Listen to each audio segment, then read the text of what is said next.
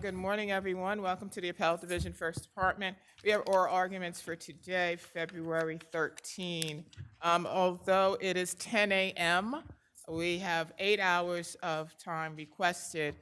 Even though it's it's 10 a.m., we're not going to go with 8 hours of our argument time. So please, only ask for the time that you actually need in order to get out the salient points of your arguments. Please keep in mind, we have read your briefs and we are fully familiar with your arguments. People v. Edgardo Perez, that matter is submitted. Fernandez v. 475 Building. You're the appellant? And how much were you requesting? I'm sorry. 4, 2, and 4. Matter of A, that matter is submitted. Margolis v. Margolis.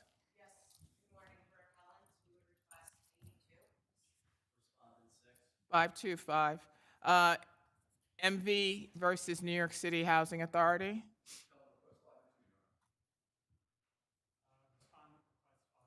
Five two five. Etkin v. Sherwood Residential. 525. People v. Mark Irving.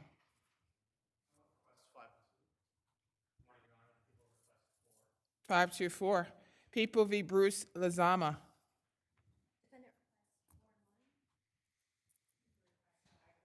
414. Travelers Casualty versus Vail, Canada.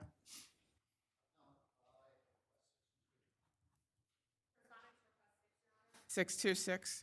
Weinhardt v. New York City Transit.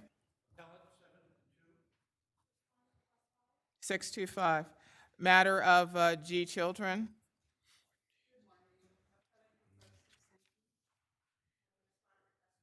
524. People v. Vincent Mitchell. That matter is submitted. HSBC Bank v. West Park. Those matters will be called together.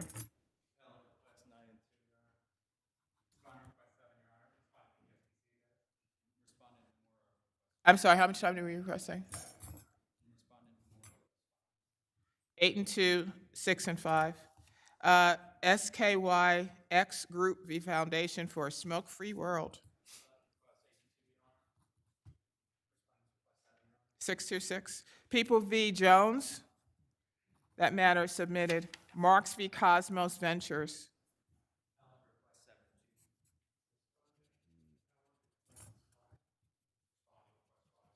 5, 2, 5, and 5. Figueroa v. Empire Water, Main, and Sewer.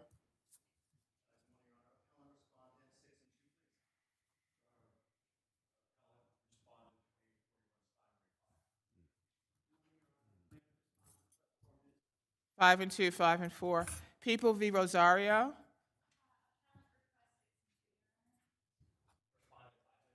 4, 2, and 4. Bernstein v. Asaf. That matter is submitted. First case for argument is Fernandez v. 475 Building.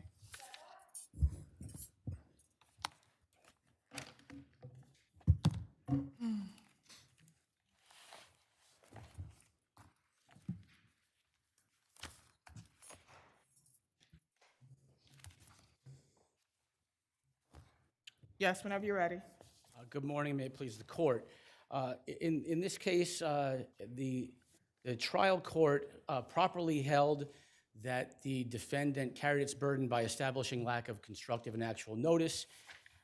In opposition, however, plaintiff failed to actually rebut that presumption. The court erred in finding there to be a question of fact, despite the fact that plaintiff could not identify the actual area where her accident took place. Is that necessary? I'm sorry, Your Honor? Is that necessary? Do we have any cases that state that you have to be able to identify the exact location where the slip occurred? Well, Your Honor, I'm not familiar with any case law with respect to that, but in order to actually establish the fact that you fell on a condition when you're actually looking to prove notice is that you fell in the area that there was notice of that condition. So defendant adequately established that they had no notice of the condition on which plaintiff fell, in this case, a water condition. And plaintiff said, I saw something on the way out. When I came back, I don't even know if that was the same area where I saw the water earlier on. So she was not able to rebut defendant's showing of actual or lack of actual constructive notice. Did the plaintiff establish the corridor where she fell? Your Honor, I'm sorry? Corridor. Didn't she testify as to the corridor as opposed to the exact spot? Well, she said I was walking in and out of roughly the same area, but she did not. She could not say that the area or the defect itself was that which she saw earlier on. So she said the water was near the elevators.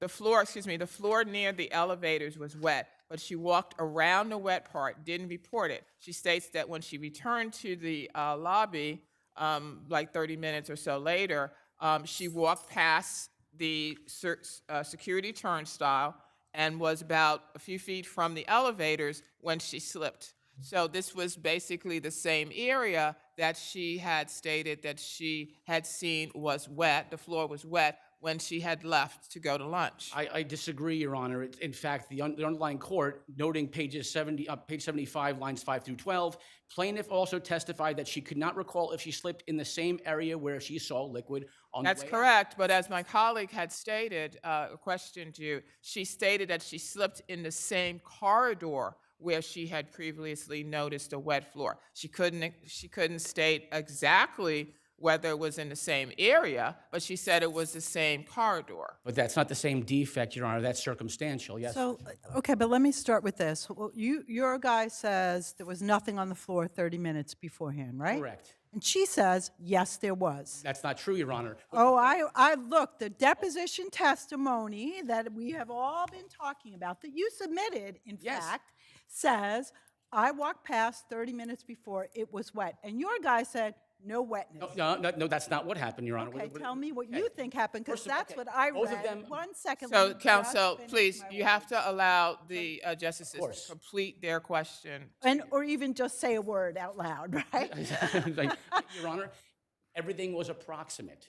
So she said I left at approximately 1 o'clock. Okay, but your position is that she has to pinpoint by longitude and latitude where exactly it was. Your guy says there's no water at all. She says, yes, there was.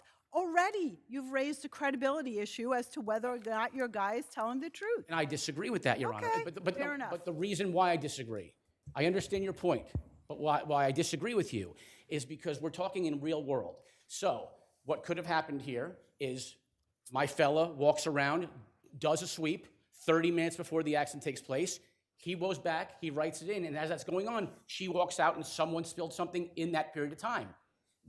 And so understand, Your Honor, I'm going with the fact that the underlying court actually determined that we carried our burden of lack of actual notice. But I'm not even agreeing with that, because there are two opposing views of 30 minutes before the accident, your guy and the plaintiff. Those two, the jury may absolutely accept your guy's version, but the jury may not. And then But then we were talking about whether or not it was the same condition, and plaintiff was unable to actually say that it was the condition that she saw that time. And Yes, that's why and so she failed to rebut. you can speak further on that on rebuttal. Thank you. Thank you, Judge. Good morning. May it please the court, Phil Munier for Ms. Fernandez.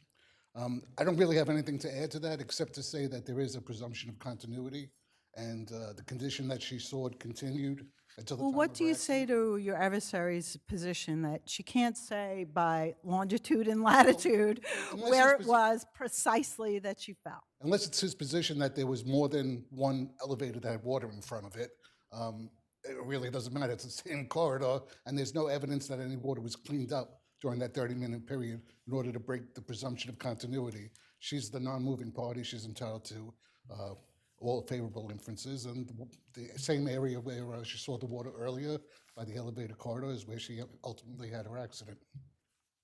Thank you. Okay, thank you.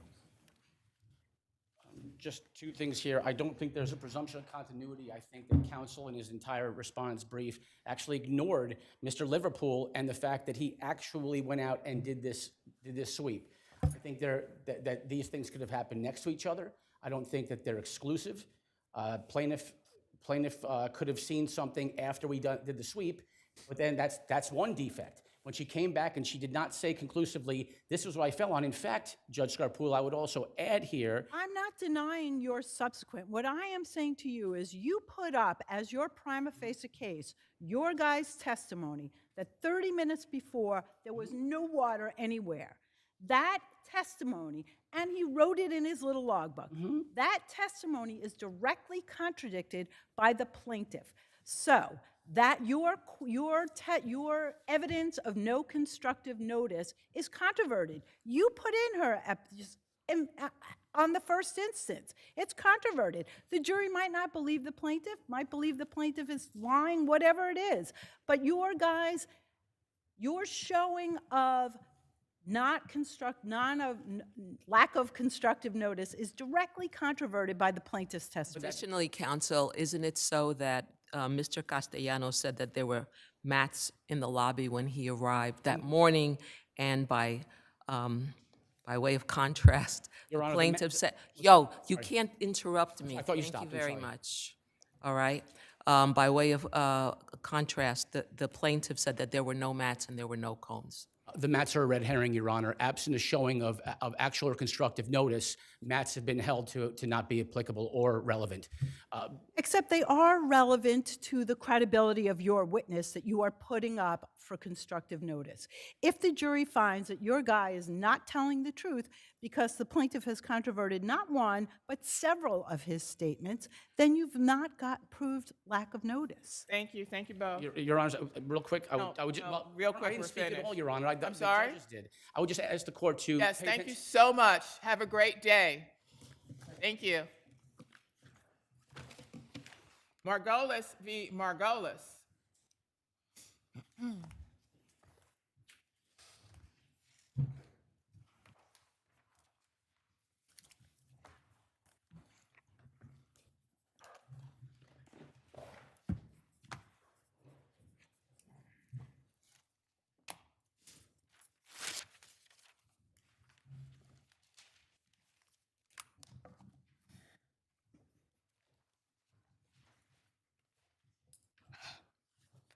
Oh, the red light went off. Wow. It was a fascinating argument. That was a great argument. Thank you. We do have time on rebuttal. Are you ready now? Yes. Thank you. Please proceed. Good afternoon. Good morning, Your Honors. My name is Jamie Weiss on behalf of Teitler and Teitler, co-counsel with Aronson Mayevsky. I would submit to the panel that the IAS court erred here in rewriting a prenuptial agreement. How is this agreement how is it in any way ambiguous? It is not ambiguous. That's exactly the issue. The agreement is not ambiguous. These were sophisticated parties that entered into an agreement with different provisions applicable to different periods of time, which is certainly not unusual in a matrimonial case. What this agreement said is that if the parties are married for 10 or more years, I understand what it says, but apparently the issue is what, in terms of whether or not there are going to be any deductions? Yes, the agreement specifies the deductions. In this agreement, the parties pre-agreed on what deductions they would make to marital property in the event that there is a marriage for 10 or more years. And what they agreed is that there could be a reduction to marital property for taxes. And that is what these two sophisticated parties agreed upon. So the agreement talks about the term value. Is that correct? That is In terms of correct. the husband's net marital property. Yes, and there is a definition of value which specifically says that marital property can be reduced for specified reductions of mortgages, liens, or encumbrances. So what this gentleman did here was he asserted non-tax, non-mortgage, non-lien, or encumbrance discounts, and by doing so, took a marital estate that according to him, is worth $543 million, and asserted that the majority of that property is for him, and his wife, who is supposed to receive half, is entitled to... So again, value refers to net value and fair market value, does it not? No, it does not. Why? because there's a provision that the court referred to in its decision in its effort to what the court called harmonizing an agreement, which did not require harmonization because it is crystal clear on its face, just as Justice Higgett held in BDVED in 2023. These are contracts like any other contracts that must be enforced as written. And what the court looked to was a provision that by its terms, well, I'll answer that in two ways. The provision that the court referenced by its terms specifically said that it does not apply after 10 years of marriage. And the relevant provision says that notwithstanding anything to the contrary in this agreement, this is the provision that governs a marriage of 10 or more years. So why does the provision not contemplate that there's going to be some type of evaluation process, which is going to take into consideration taxes as well as mortgages, liens, and other income? It does, Your Honor, and we are not objecting to respondent reducing the marital estate by taxes, liens, or encumbrances. What appellant is objecting to is a reduction for self-proclaimed discounts. If you look at the chart that respondent submitted, which starts at I'll give you the record site, I apologize, but what it says in a footnote is it loops in discounts to after-tax value. Discounts are not a permitted reduction, plainly and simply. So that is a mistake. There was no need to interpret this agreement. The agreement sets forth exactly what the parties wanted to say here. And by doing so, respondent reduced the marital estate by a magnitude of more than $100 million. And what he basically tells this court, his rationale is, gee, I was super successful when I did this, but I didn't realize how successful I was going to become. That's not the way it works. If we invite a rewriting of this contract, any litigant who has buyer's remorse over a contract they entered into is going to come back and ask. I'm sorry the to court interrupt you, rewrite it. but is part of your friend's rationale that the majority of the assets were not cash or were illiquid, and therefore to read that, Roman numeral 3B, to read it in the manner you're reading it would be illogical and would distort the meaning of the word value with respect to those illiquid assets? No, I don't think so, Your Honor, because many of the assets are brokerage account assets and other investments that can be valued now, and the units that the respondent holds, he has already received. This is not a case where we have a DeJesus-like situation where things are vesting into the future. He was awarded these units. Although they are technically, he has to go through a conversion process to convert them to publicly traded shares. He can do that. He owns the shares now. Isn't it that the conversion, et cetera, as my colleague mentioned, in terms of the type of assets, don't we have to look to, I think there was one case talked about an economic reality in terms of the valuation of these assets? It is economic. Well, first of all, I don't know that that's the case because the parties set down the specific reductions to value when they entered into this agreement. Again, these were financially savvy people. To the definition, whether we're going to use fair market value. No, it doesn't say that, Your Honor. I would respectfully refer, Your Honor, to the two provisions. No, my point is in terms of the economic reality, doesn't economic reality go to or mean that you have to look to the fair market value of the assets? Not in this case, because all of the assets are on hand. They are available to respondent. He can convert and sell whatever assets he wants to sell. And also, You have time on rebuttal. You can respond on rebuttal. the case law suggests that unless... Rebuttal is after your friend's speech. Okay, thank you. He is my friend and colleague. Yes, he is. Good morning, Your Honors. Jad Greifer from Cohen, Clare, Lands, Greifer, and Simpson for respondent. Counsel, if your client wanted the evaluation to take into account fair market value, he could have written that into the contract, correct? It did. There's a definition of value that controls the entire contract, and the operative provision in the prenuptial agreement, which is in the record at page 69, says, in determining Gregory's marital property for purposes of division, it shall be the amount on hand. And while appellant's counsel tried to say that these assets are on hand, they most certainly are not. So one of the large assets in this estate is an interest in a tax receivable agreement.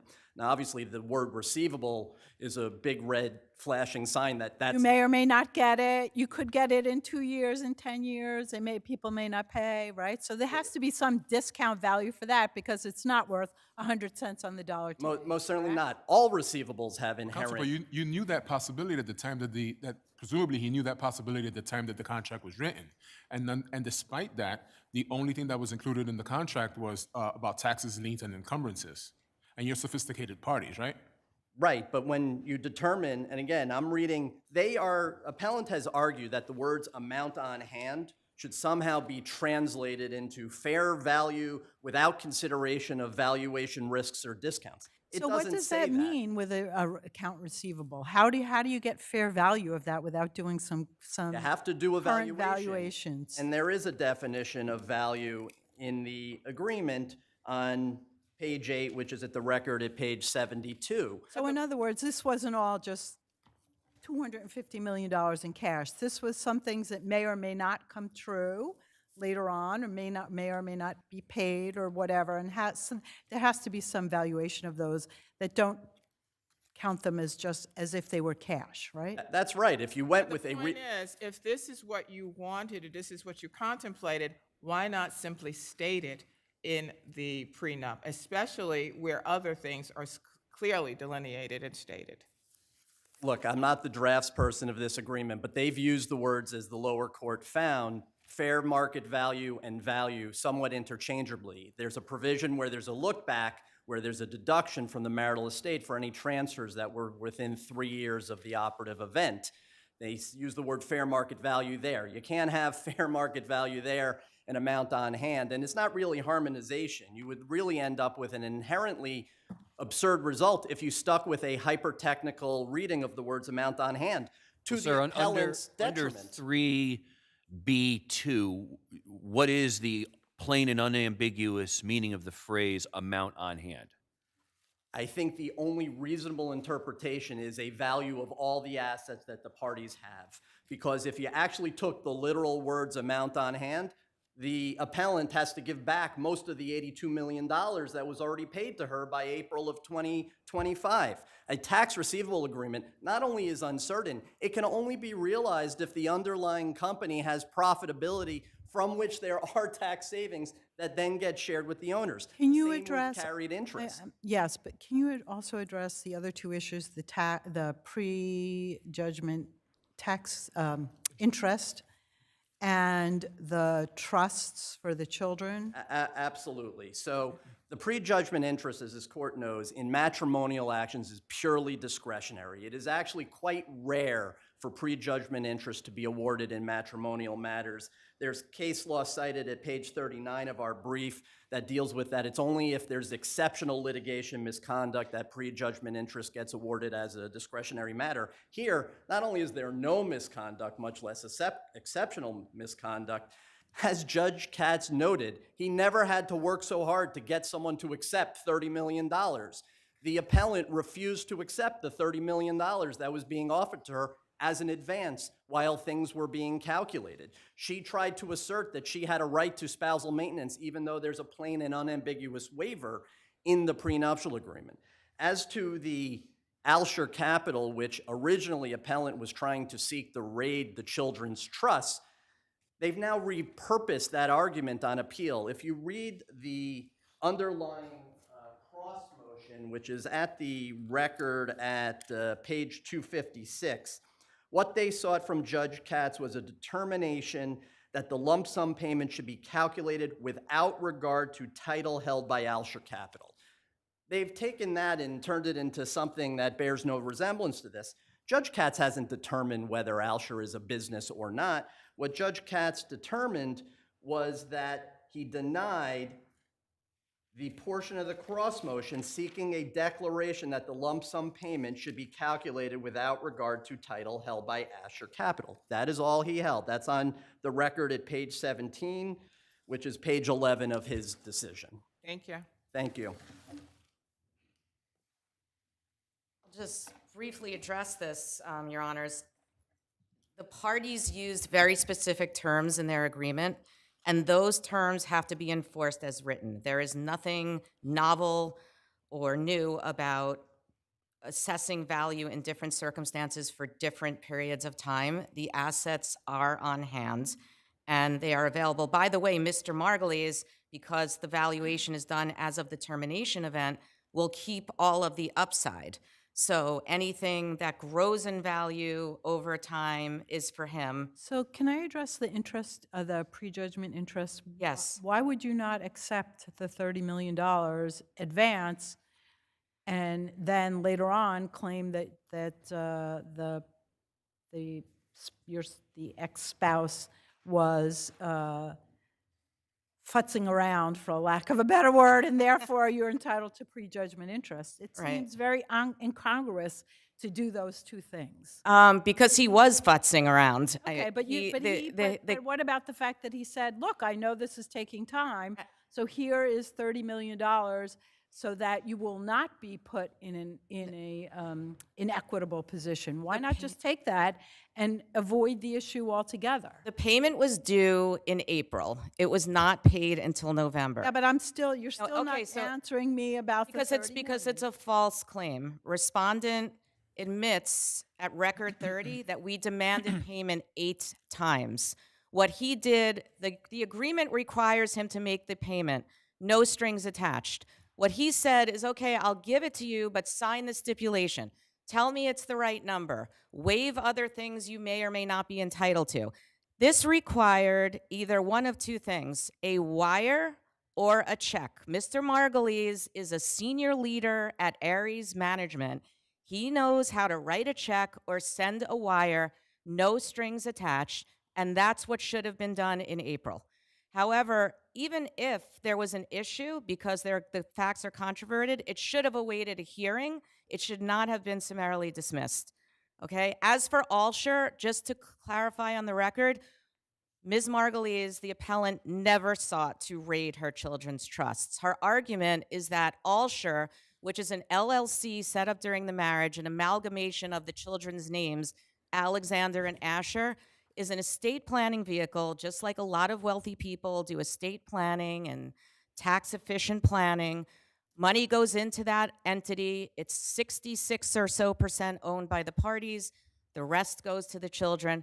Her position is that those payments do not need to await a 10-year period because those payments are not business interests. But to address your earlier question, most of the assets that are in that entity, if the court rules that those are paid over a 10-year period because they're business interest, represent these units and tax receivable agreement. So that would address the time concern that your honors are pointing out. Thank you. Thank you both. MV and Infant v. New York City Housing Authority.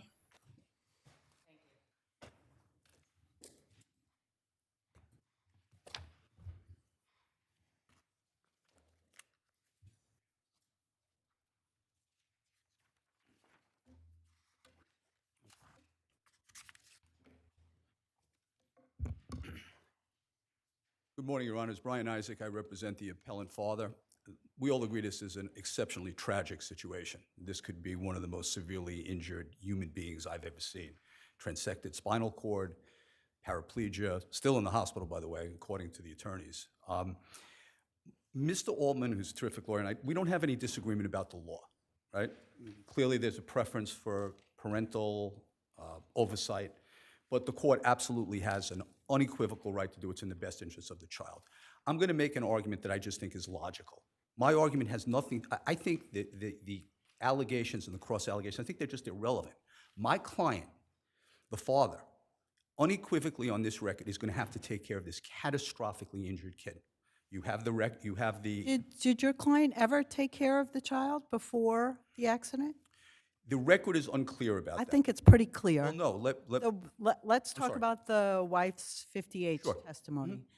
The only thing that we've got, uncontroverted, he was never a part of the child's life, correct? That's what she testified That's what to. she testified And he to. never controverted that in did any not. way, shape, or form. He did didn't not. put in any affidavit saying that's not true. Did he ever pay child support for the child? The mother said no, correct? That's correct. Right. So all of that is uncontroverted, right? That's correct. Okay. But that again, you're taking a situation that's a bad situation. It's also uncontroverted that he's the one who has to take care of this child. So we have a, There is an ACS involvement, correct? excuse me? ACS was involved with this family, They were, correct? So yes. it may be that he does not take care of the child at some point, right? Well, the evidence on this record is uncontroverted that he's the only one who's going to be taking care of the child.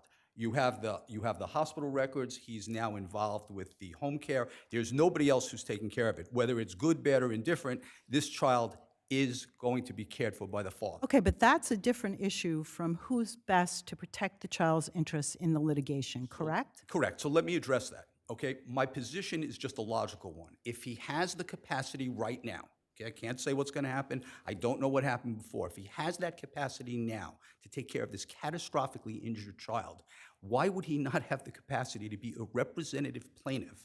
And how does it make any sense, just from a logical perspective, to have a situation where the lawyers who accused him of heinous conduct that he denied, whether it happened or not denied, he's going to have to work with them?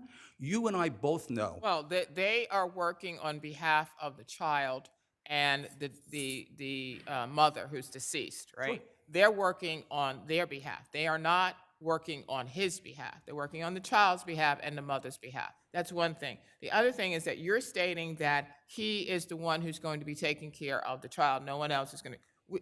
As of this time, we don't know who is going to be taking care of the child. The issue before us is whether or not the court abused its discretion in appointing a guardian ad litem, based upon the information that was before the court at the time.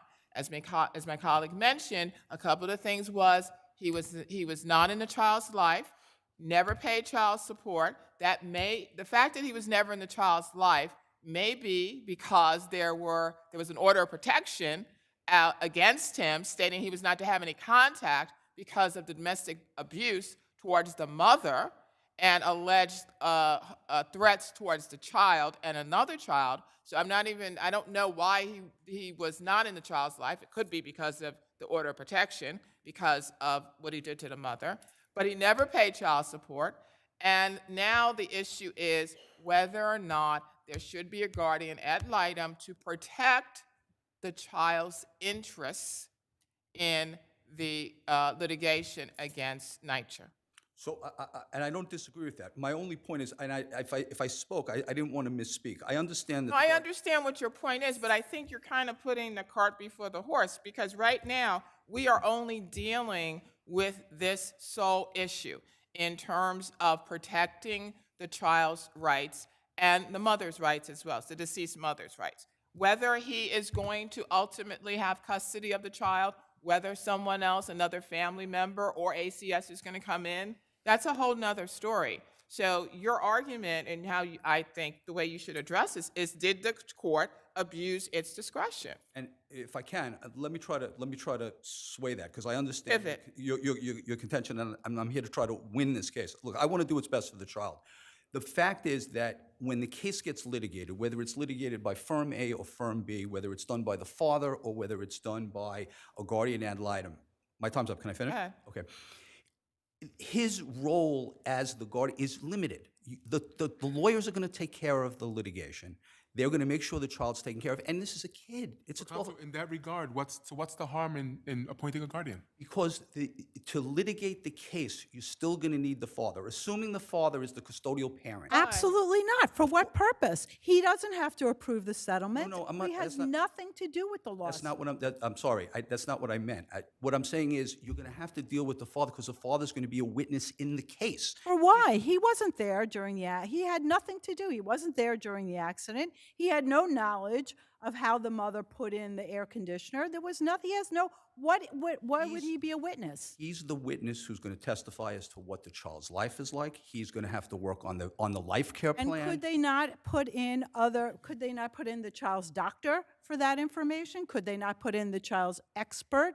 Sure. So, no, But- he but- doesn't have to But, testify but at they're, all. they're definitely going to want to have the father because if Maybe they will, maybe they won't. Maybe And they wouldn't want to have the father. I mean, we haven't even talked about the GoFundMe account for, that he set up on Facebook for the child's medical needs. But you have time. I got it. rebuttal. Thank you. Good morning, Your Honors. May it please the court, my name is Michael Altman.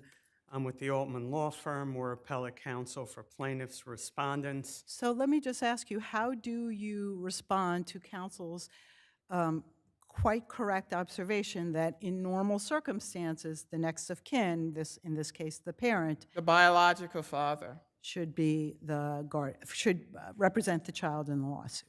Sure, what I would do to get to the abuse of discretion question, because the question is, did the court do that? I would point to 9 pages in the record. That's all that I'm going to do. The first 2 pages in the record, which have been discussed, are pages 97 and 98. I'm sorry, are pages 120 and 121. That's Ms. Pink's testimony, where she explained that Mr. Vasquez cut off all contact with her and with MV shortly after MV was born, as Your Honor pointed out. But that continued. There was still no contact after this child's tragic incident. So I was when he going in to the ask you a hospital. question about that, counsel. Sure. So the date of the accident was November 2021, right? Yep. And the mother passed away in August of 2024. That's an interim of, let's say, 2.5 years, right? Correct. In that period of time, was the father present? Did the father contribute? Did the father come to the hospital? Did the father do anything to participate as a father?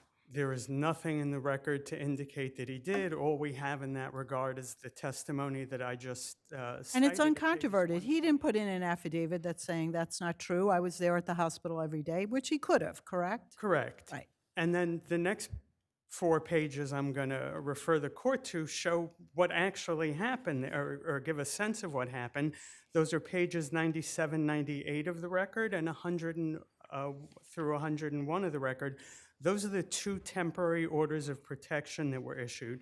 Well, one was asked to the mother, and then the other one was to the mother, MV, and another child, right? Correct. But the one that was just to the mother, the infant was living with the mother at the time. Yes. If there's no contact, But it was that effectively specified, means right, it it was was staying. specified as to the mother only. Right, and the point is those were, there was a judicial finding that good cause was shown for the issuance of each Sir, of were those orders, ex parte orders of protection? presumably. Yeah, because But the we- father was but- not around. Right, but also there's But some also, the mother didn't, surmise. the mother didn't follow up on those orders, right? I'm sorry? Those orders expired or were terminated because the mother did not follow through with it, correct? Correct. And in the record, despite the fact that there's allegations of domestic violence that allegedly involves the child, there's no specifics as to what this father did that was criminal or in any way violent towards the child, correct?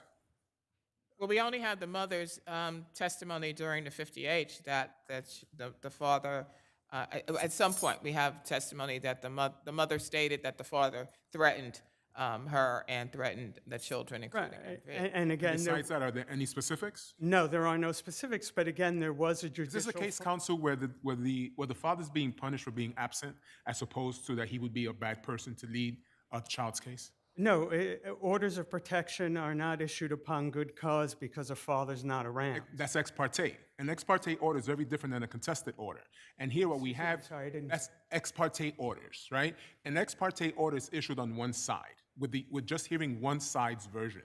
The fact that those orders will not continue speaks volumes. We don't know what it says, but it says something. So your argument about good cause is not as strong as if the order was issued while both parties were present.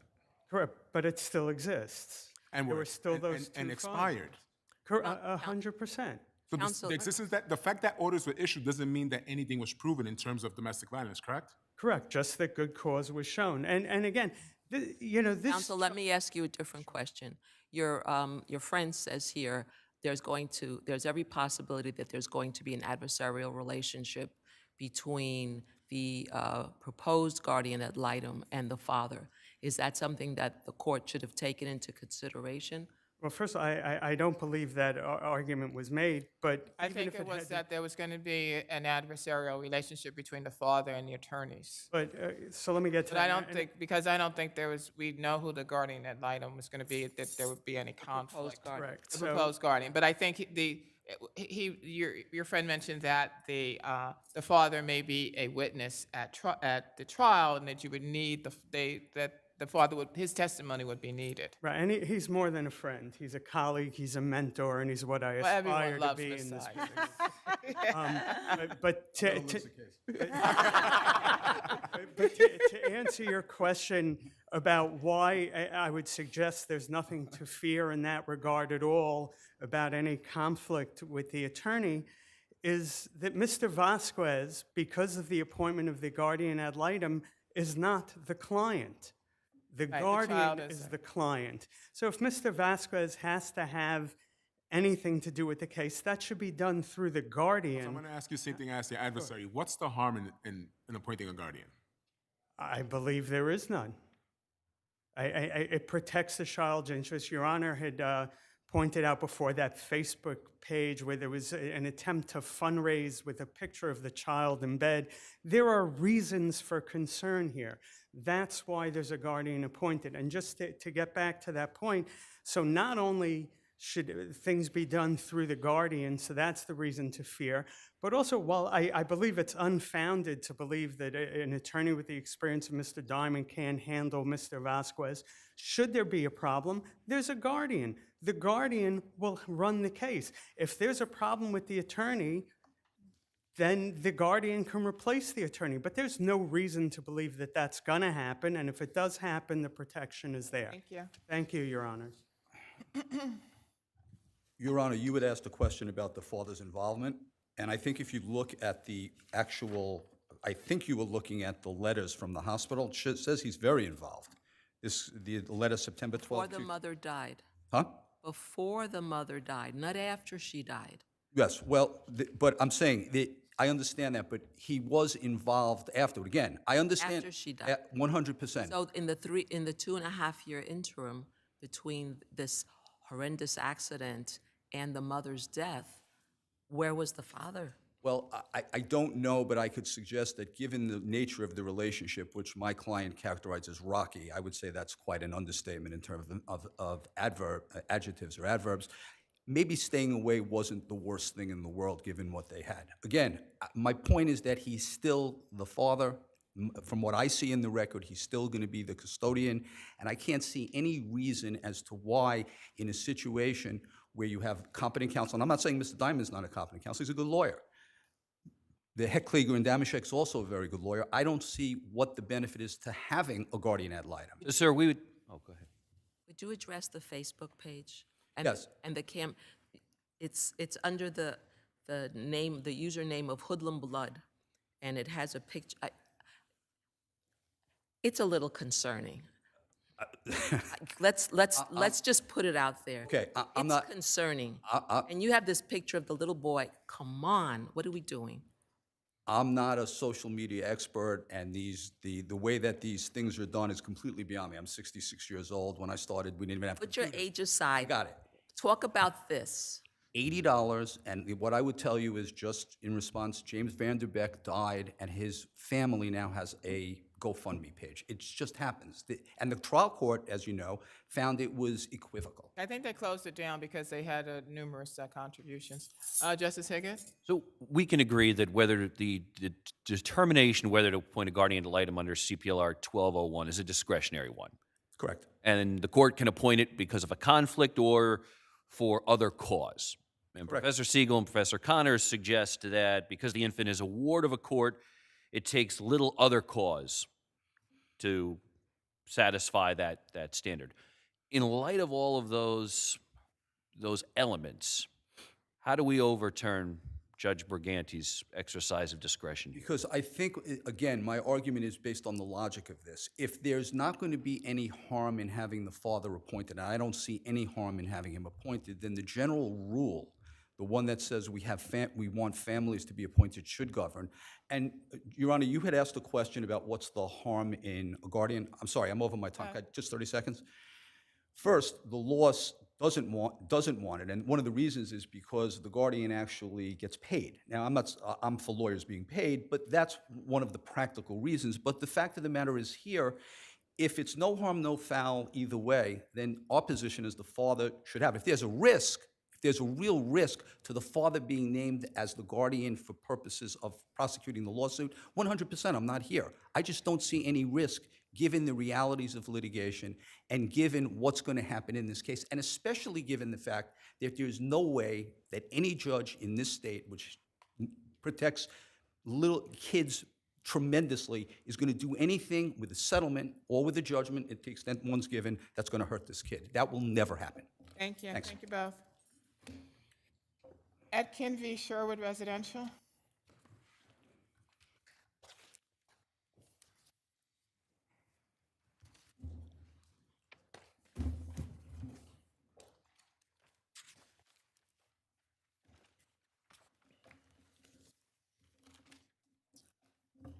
Yes, whenever you're ready.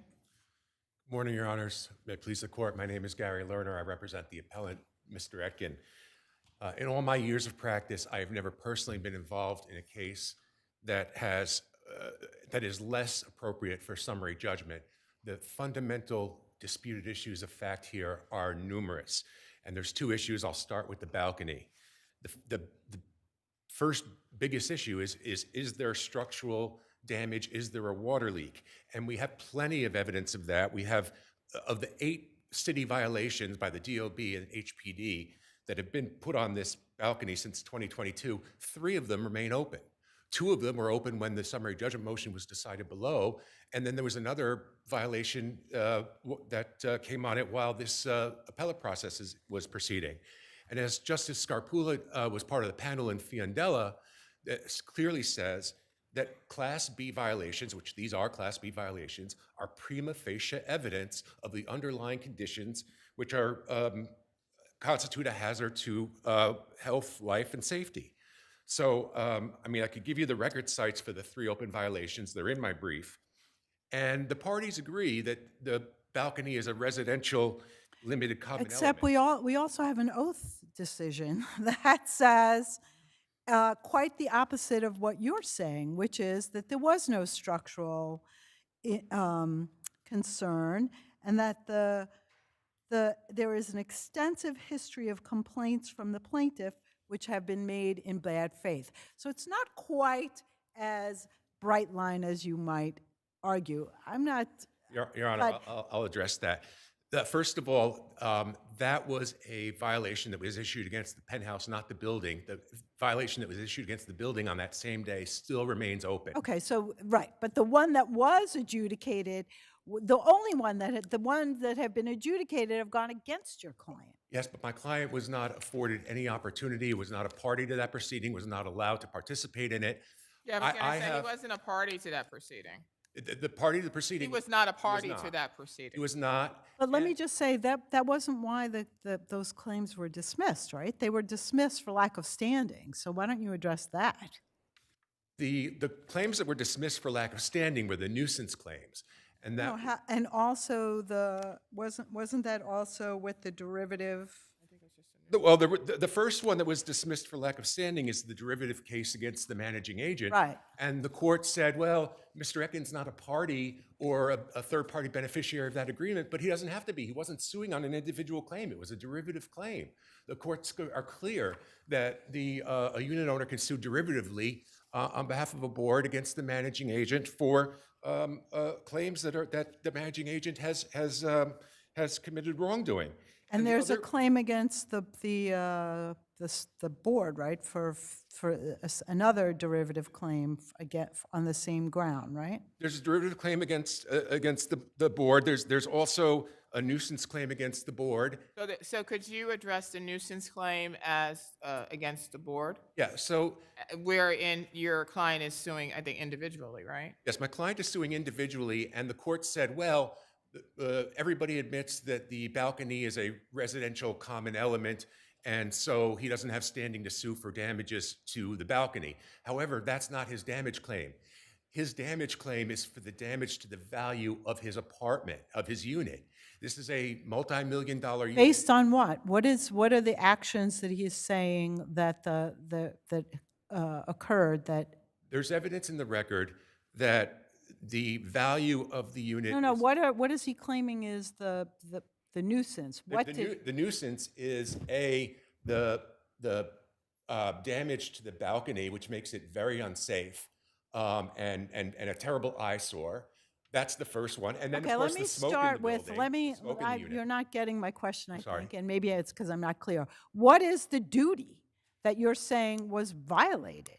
The duty was the duty to repair. So that duty doesn't come from the common law, it comes from the contract, right? Well, yes, and So there's a it's the contract. same exact claim as the breach of contract claim, only repackaged as a nuisance claim. Right, and both were dismissed, and both shouldn't have been. Well, okay.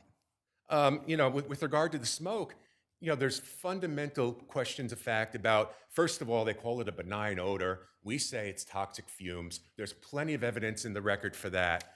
And then the biggest So, question. counsel, with respect to the fireplace and the smoke, it gets very tricky because of what the bylaws say in Section 5 as to maintenance and repairs. It says that the unit owner is responsible for the fireplace and any common elements incorporated therein, which presumably would include the flue and the flue. I see the red light is on. If I could just answer that question very quickly.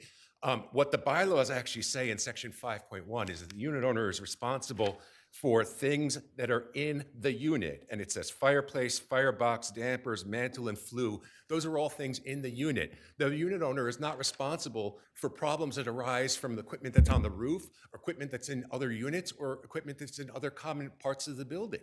The bylaws are very clear on that. And we don't know what the problem is. We don't know what's causing the problem because the building never followed its own expert's recommendation to hire a licensed smoke professional to do testing to find out what the cause is and how to remedy it. All they did was these slap shot things that everybody admits were ineffectual. Thank you. You have time.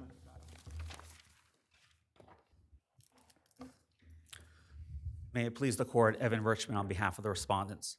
To address counsel's argument regarding the violations, this has been a cat and mouse game that the plaintiff has been engaged in for at least 5 years, where he has consistently approached New York City municipal agencies, most notably DOB and HPD, and asserted a litany of different complaints and had inspectors come out numerous, probably dozens of times over the years. So, counsel, if I may, has there been a finding, a determination, something, a report that indicates that it was I'm just going to talk about the smoke and the fireplace, and then we can go back to the balcony, that the unit owner's flue was defective, that his fireplace was defective to the extent that it's his problem, his flue, his fireplace, he didn't fix it? Or is there something in the record that shows that the problem emanated from above or below his own fireplace and flue? Yes, Your Honor. In connection with the argument of the building being responsible for other parts of the building outside the plaintiff's unit, it's a plethora of evidence in the record of the building taking good faith action to investigate this issue over the years. In Mr. Novak's affidavit, there's a listing of various steps the building has done on the roof, which would be the building's responsibility, where they moved the exhaust flue of Mr. Etkin's unit about 40 to 60 feet away from the flues of the other units, so there couldn't be any smoke coming in that way. They staggered the heights of the flues on the roof. They've done smoke testing. They've done camera inspections. They've gone through and they've done fireproofing of the shaft walls, all to ensure that this situation doesn't occur. And it gets resolved for a time, and then Mr. Etkin makes another complaint. That's then DOBs get brought in, And again, DOB was brought in on the fireplace issue, and DOP said there's no issue, did not issue any violation in connection with it. The issue with the balcony is where, again, yes, inspectors have come and have issued violations, but every single time that's been challenged, and most notably by the hearing done just a few months ago before oath, these violations are routinely dismissed. And yes, after that one from oath was dismissed a few months ago, Mr. Etkin then contacted DOB again, and the next month another violation was issued. That's going to be on a hearing that's scheduled for next month. And my guess is, as with all the other ones, that will be dismissed as well. So we know that there's a huge distinction between maintenance and structural damage or structural defects. What do you say in this regard? Has there been any dispositive finding one way or the other? Yes, absolutely. So what the lower court relied upon was the admissible expert evidence submitted by the defendants from their engineer as to the fact that there was no structural issue whatsoever with regard to the balcony. That's uncontroverted. The plaintiffs failed to put in any expert affidavit, and their engineer at deposition conceded that there was no structural issue with regard to the balconies. That's what the lower court relied upon, and that's disposited on that, and hence that was the basis for the lower court's finding that there is no obligation for the condominium to do any specific repairs on these balconies because there's no structural issue.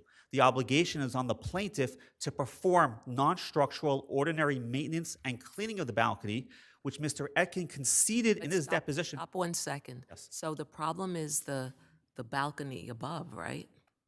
The allegation is that when there's a heavy rain, that some water drips from the balcony above and causes staining to the plaintiff's balcony. The glass railing of his balcony. So what remedies would be available to the plaintiff?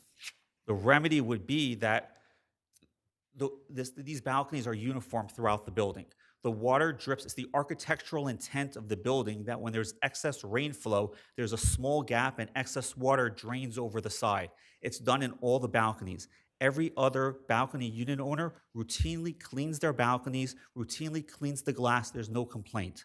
In Mr. Etkin's deposition, he conceded that since 2021, he has failed to ever clean his balcony, allowing this residue, and these are outdoor balconies, subject to the elements, subject to the weather conditions, has allowed this accumulation to grow, and hence that's the basis of his claim. Everybody else cleans it, no issue. Mr. Etkin, who admitted that for the first 5 years he lived in the apartment, he cleaned the balcony every week. But then once this dispute with the board started, he stopped cleaning his balcony, and all of a sudden this claim arises. So, and again, just to briefly touch up. I thought that Mr. Etkin was stating that the damage to his balcony was caused by water leaking from above. I didn't see anything in the record where you stating that damage to his balcony was because he failed to clean it. Your Honor, it's all over the record. We cite to Mr. Etkin's deposition testimony, the defendant's engineering expert cites to it, even plaintiff's engineer acknowledges that accumulation is due to his lack of cleaning. So Accumulation of calcite, something like that. Exactly. So, but does that not create an issue as to whether or not it's from the water dripping from above or the failure to clean? No, because it doesn't make a difference, because under the house rules, under the condominium's governing documents, all the unit owners have a responsibility to regularly clean the balcony. And regularly clean the balcony is regular maintenance. That's the obligation of the unit owner. It doesn't impose any type of special duty on the condominium or on the board to take some type of supernatural activity to ensure that on outdoor balconies that have glass railings, you're never going to have any type of dirt or debris or a little accumulation on it, because that would just be impossible in New York City apartment buildings throughout the city. Thank you. Thank you. Your Honors, I have 4 very quick rebuttal points. So could you respond to your friend's last statement? So then why would you be entitled to summary judgment? Why would they not be entitled to summary judgment if in fact there's no issue that it was your client's failure to clean or There properly absolutely is an issue. maintain the balcony? There absolutely is an issue. My client maintains the balcony. He gets rid of the standing water. He gets rid of the leaves. The staining is not the basis of the suit. Yes, the staining could be cleaned, But actually, So what evidence did you put in that it was a structural issue we with put in respect we to put in the- 5 expert reports, which the court below rejected because when prior counsel made the summary judgment motion, he didn't put in an affidavit from the expert authenticating the reports. However, those So they're here, they're not, but the cases are clear that those reports can be considered because well, what competent evidence? Let me change that. What competent evidence did you the put in? violations. The violations say that there's a water leak and there's structural damage to the underside of the balcony in gaps in between the concrete slab and the metalwork. The violation that was dismissed? Or are there other violations? No, the 3 open violations all say that. Okay. And so it's not about failure to clean. These are, our experts said, these are hidden conditions. You have to remove the pavers. You have to put in probes. You cannot tell if there's structural damage to Mr. Etkin's balcony or not. That's an open question of fact. You know, the idea that our expert in his deposition contradicted his reports, that's not at all accurate. All he said was he couldn't see visibly any structural damage on Mr. Etkin's balcony. What he did say is that there is structural damage on the underside of the penthouse balcony and that he would need to do removal of pavers and probes in order to determine Your client definitively. never sued the occupant above, who was a sponsor. The allegation was that it was because something that they were doing which caused damage to his balcony, but he never sued the occupant above.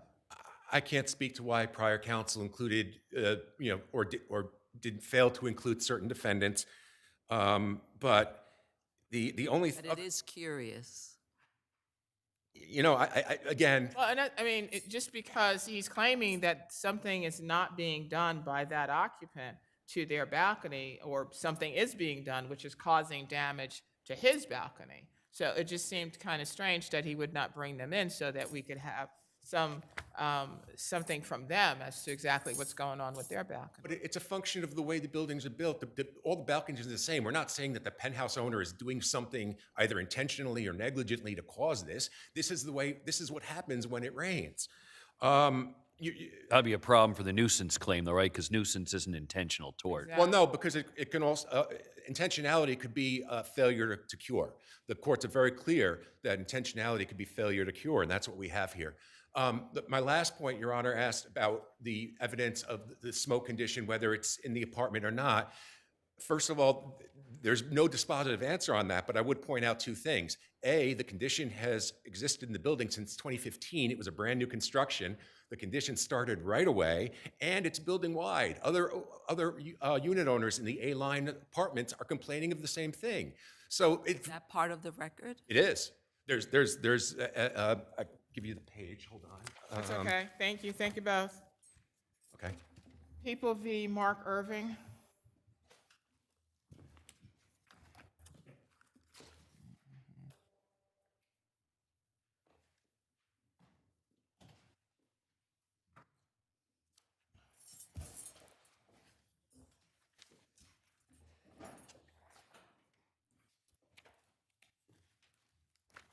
Yes, proceed. My name is Theodore Altman from Alston and Bird. In association with the Office of the Appellate Defender, I represent Mark Irving. The lineup here was unduly suggestive because Mr. Irving's red shirt was clearly visible in the lineup, and his identifier's key descriptor of the assailant was a red shirt. He's the only one in the lineup that had a red shirt, right? He is the only one in the lineup with a visible red shirt So on. they tried to use a tarp or garbage bags, right, to cover They the did. top The portion garbage of bags were not actually on the individuals in the lineup. They were in front of them. And if you review People's Exhibit 3A and 3B, you'll see that the only person there wearing a red shirt is Mr. Irving. Other shirts are visible. None of them are red. Counsel, so we saw the photographs, obviously, and one might argue that it's open and shut as to that issue. You could see the red shirt, We the would red agree. top. Okay. Was that a harmless error? It was, the error here is not harmless. The standard under People v. Robles is where there is a reasonable possibility that the error contributed to the plea, the conviction must be reversed.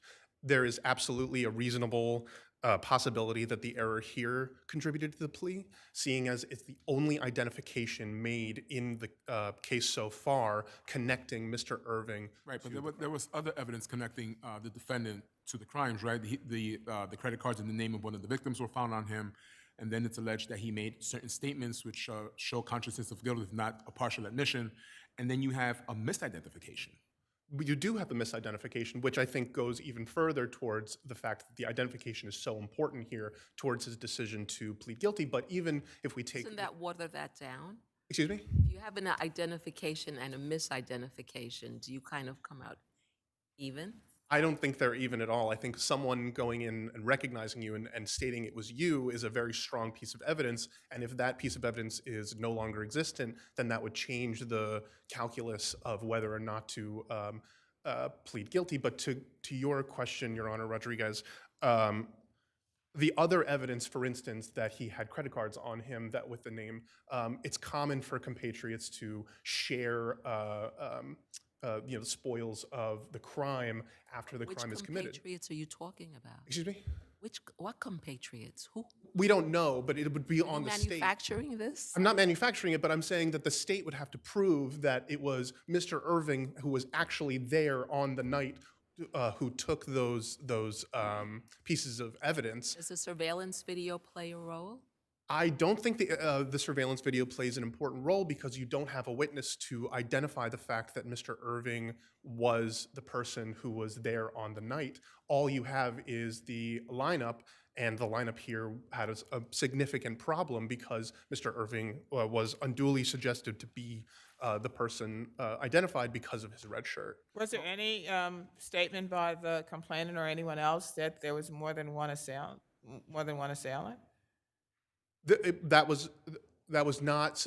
There's no evidence one way or another whether. I thought that the allegation was that he was impersonating a police officer. One of the allegations is that he was impersonating a police officer. So was there any allegation that he was with someone else during the impersonation of the police officer? You mentioned compatriots. That's what I was trying to figure out, whether there was anything in the record to suggest that he was acting with other individuals, that the individuals who committed the crime, that there was more than one individual. No, there is no evidence to suggest there was more than one. All I meant to say is that the state would have to prove that it was Mr. Irving who was there on the night who took those. So again, as my colleague mentioned, you have the credit cards in the name of someone else on his possession, and then in his possession, and then you have his statement, something to the extent that I didn't rob that guy, something of that nature. So taking that together, why would the error not be harmless, meaning that there would be sufficient evidence to find that the defendant was guilty? Because our burden is not to prove that it was absolutely the reason why he pled guilty was the identification. Our burden is only that there was a reasonable possibility that the error. So again, given that, why would there be a reasonable possibility, given the fact that he made a statement which is arguably incriminating, and the fact that the spoils of the crime were found in his possession? I think it goes to the power of an eyewitness identification. When you have an eyewitness identifying you as... So you speak about the power of the identification. What about the power of a misidentification? I don't think the power of the misidentification would go to Mr. Khan's case, but with regard to Mr. Brown's case, which was the reason why Mr. Irving was sentenced to 6 years and served his 6 years fully, was because of the eyewitness identification in that case. And in that case, there was a major problem, the red shirt being shown, and for that reason, it was not harmless. Thank you. Good morning, and may it please the court. The fact that fully resolves and completely disposes of this appeal is that there were 2 robbery victims on the same day. They looked at the same lineup, following the same procedures, and one of them picked out the wrong guy. It's just hard to reach the conclusion that the defendant can meet his burden to show that this line of procedure was not just suggestive, but unconstitutionally denied him of due process. Also, one of the major descriptors of the assailant was a red shirt with other description, right? And the fact that only the defendant had a red shirt in that lineup, How is that not unduly suggestive? Well, for two reasons, Your Honor. First of all, I don't think the record supports the assertion that it was one of the major descriptors. The officers testified, and the officers' notes from the logbook are in the materials. Just strike the word major. It's a description. Well, that's correct, Your Honor. It was one of 5 characteristics he described. He said he was a black man, about 5'10", wearing a red shirt and black shorts. So one feature. And in that lineup, the defendant's the only one that hit all 5 points. Well, no, Your Honor. No.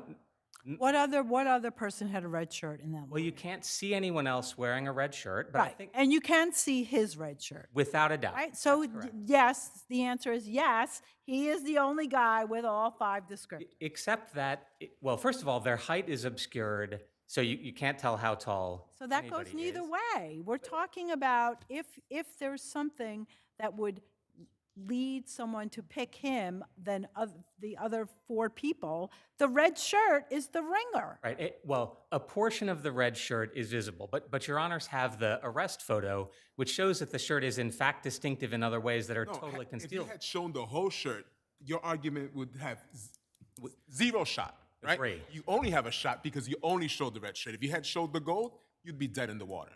Yes, Your Honor, but that distinction matters because in every case that the defense cites on appeal where the court thought it was important that there was a distinctive feature showing, the clothing, or at least there's no indication in the opinions in those cases that the clothing was not obscured at all. Here, the clothing was nearly entirely obscured. All right, so let's assume we don't agree that let's go to harmless error, right? So if the court disagrees and thinks that the lineup was suggestive, notwithstanding that someone else picked up the wrong guy, yes. By the way, any error is the harmless. person who identified a lineup suspect other than number 2 picked number 1, right? Yes. Number 1 had a bag that was a garbage bag that was a different color Yes. than the 4 individuals who joined him in the lineup. That's correct, Your Honor, but I think that supports the conclusion that the Supports the lineup power was- of suggestion. Pardon me? That supports the power of suggestion. Well, I think it supports that the victims were I looking think at you the should complainant's move face. on. I'll move on to harmless error, Your Honor. There was overwhelming evidence that any error in the lineup did not reasonably contribute to the misidentification. And to the question about the surveillance video, And it wasn't like the guy was caught with the credit cards not 3 or 4 days later, right? he was caught with the credit cards. Back at the Dwayne Reed. He was caught with the credit cards back at the Dwayne Reed, where he had used the stolen credit cards from the first victim to make the first purchases. And defense counsel mentioned the power of eyewitness identification. What juries really love is video. And here what we had is video of the defendant using the first victim, Mr. Khan's credit cards, at the exact same time that lines up to the timestamp on the credit card records for Mr. Khan, where he had said his credit card had just been stolen from him and was used to make unauthorized purchases. So the surveillance video, the detective work, the fact that the defendant returned to the same store where he'd made the original unlawful purchases, combined with his incriminating statements at the instant he was stopped by the police, he said, "I didn't rob that guy." All of those factors support the credit cards conclusion. themselves. Pardon me? Forgot the credit cards. And the credit cards themselves. Thank you, Your Honor. Thank you.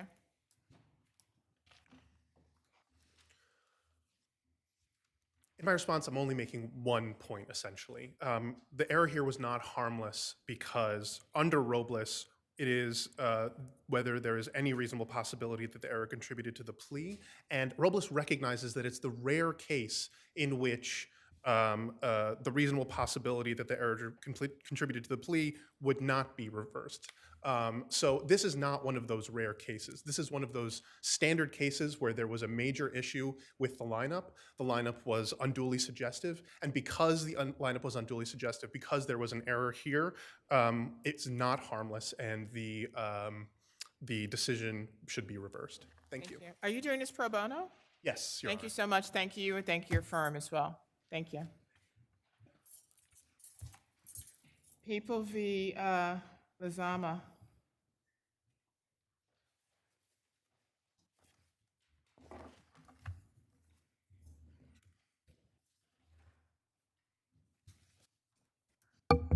Yes, proceed. Good morning, Your Honors. The parties here are in agreement about whether or not... Counsel, what's your appearance, please? So, Robin Richardson on behalf of Mr. Lizama. We're in agreement here about the RAI points. Mr. Lizama should be a presumptive level 2. The question really is remedy.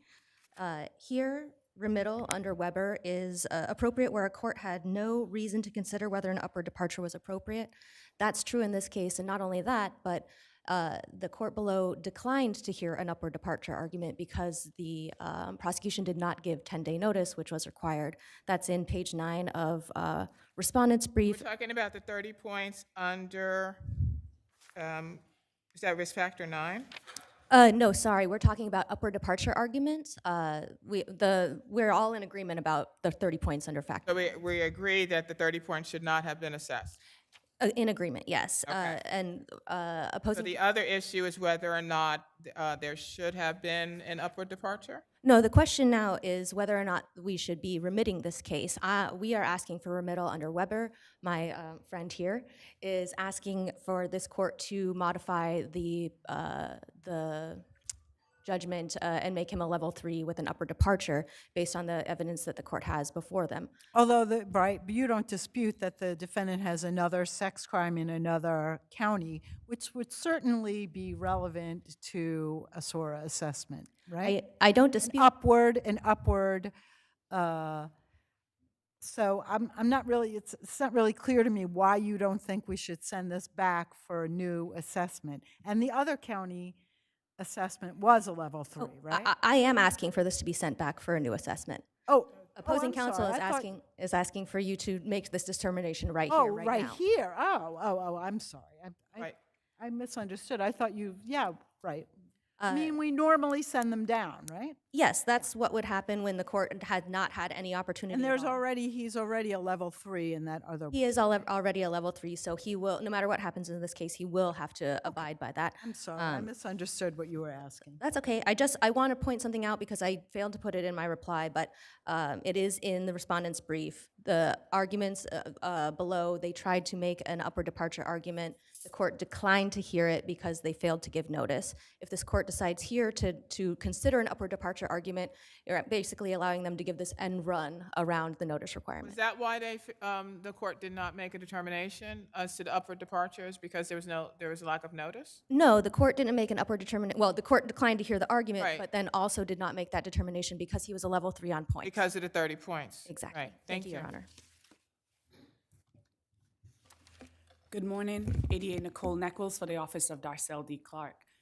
We agree, Your Honor, under any circumstances, this Yeah, defendant. but I mean, we don't do that. We don't make those determinations here, right? We send them back. Have you ever seen us say, oh, let's just do it here? Normally, we would agree with No, but always, right? I would say that the facts here, Your Honor, supports that we step outside the box and do this. The defendant, Because of the other conviction, then he's a level 3? not just that, but because also, I would say, while there was an error in computing the 30 points, once we remove that 30 points, the Kings County conviction is not considered by this RAI. And we would, I believe, concede that Right, but once it's considered. let me ask you this. I'm sorry to interrupt you, but counsel says she didn't have an opportunity because you didn't give her notice that you were going to do an upward departure discussion, and they didn't obviously feel like they didn't have an opportunity to argue that. I mean, you might be 100% right, but was there any argument below the first time with respect to the upward departure?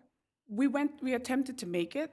The court declined to hear it, but. So can I why explain wouldn't we give everybody the opportunity to make their argument in the trial court? One, Your Honor, the defense did not give us notice that it was challenging any of the points. So we only learned that defense was challenging the 30 points when we got to the SORA hearing. So at that point, we then say, oh. Yeah, but I mean, we're not talking about that. We're talking about the upward departure, right? But at that time, Your Honor, the defendant has already, I would say, argued why he should not be upward departed to a 3. But I thought you said the court declined to hear it. So how could the defendant have argued it if the court declined to hear it? I think this ties in a little bit with my res judicata collateral argument, in that the Kings County case and the Bronx County case were all considered in defendant's Kings County SORA hearing. And the Kings County SORA hearing, the court there considered the Bronx case said it wasn't part of the RAI, and that was the basis for the upward departure. And defendant presented all of his evidence about why he should not be upward departed, why it should remain as a So level I'm sorry, 2. what are you asking us to do? You're asking us to find him a level 3? Yes, we believe that. So in essence, you're asking us to take away the 30 points which you concede were inappropriately assessed, and then grant you an upward departure that Supreme Court refused to hear. Yes, but I think we would all agree. You're saying no harm, no foul because he's already a level 3. He's already a level 3. Is that the way this works? And we cannot take in consideration what Kings County, what the second department, Kings County, decided. Well, what we would say, Your Honor, is that defendant doesn't get to be a level 2 in the Bronx and a level 3 in Kings. Sure he does. It may well, I mean, we don't know. The fact remains that there has to be a determination based upon the arguments made by both parties. Both parties have to have an opportunity to make arguments, and then the court will make that decision. Just because, you know, he was adjudicated a level 3 in Kings County does not necessarily mean that he would be adjudicated a 3 in Bronx County. Our position is that where that level 3 has been affirmed by the second department, that gives it a different. I certainly understand that, but keep in mind, this is the first department. I Thank understand. And so for a period of time, it may not make a difference because he's a 3, but maybe he goes back to the second department or the trial court within the second department and asks for a reevaluation of that SOAR rating, right? And now all of a sudden it makes a difference that he's a 2 in the Bronx and Yeah, I think he doesn't get to do a You have to understand, there modification. has to be a formal adjudication based upon arguments made by both sides.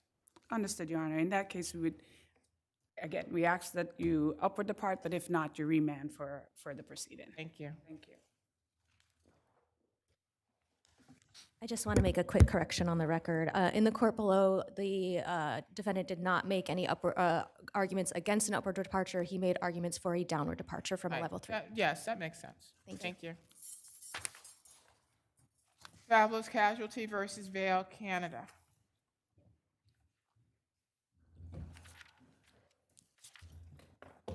Your Honors, I'm David Klein, bar of this court. I rise to ask that the court recognize my colleague, Jeffrey McConey of the District of Columbia Bar, who has admitted pro hoc. Thank you, that's granted. Proceed. Good morning, Your Honors. Jeffrey McConey, appearing pro hoc vice on behalf of the appellant, Vale Canada Limited. Your Honors, the motion court's mistakes here have two root causes. First, the motion court ignored that U.S. fires policies do not contain the sudden and accidental pollution exclusion that was the motion court's basis for denying coverage. At minimum, the court was wrong to grant summary judgment as to those two policies. But looking more generally, the motion court evaded a dispositive choice of law determination between New York and Ontario insurance law despite actual conflicts. It was wrong to ignore the conflict presented by Vale Canada's motion regarding the late notice defense. As for the pollution exclusion, it was wrong to say that Ontario law on the Court pollution didn't make any ruling on late notice, right? I'm sorry, Your Honor? Court didn't make a ruling on late notice. The court denied Vale Canada's motion as moot under the theory that So then why are you arguing to us that it was wrong for not recognizing the dispute between the two laws when that had nothing to do with how the court ruled? two answers, Your Honor. First off, the motion was not moot, at minimum as to the U.S. fire. Well, that's a different argument than the court should have recognized. Well, there's a chicken and egg problem here. No, you have to deal with what you dealt with. The court didn't say, I'm not going to deal with this. The court said, I'm going to deny it as moot because I've ruled on a different ground, right? That's correct, and that So holding then it was can't error. be an error not to.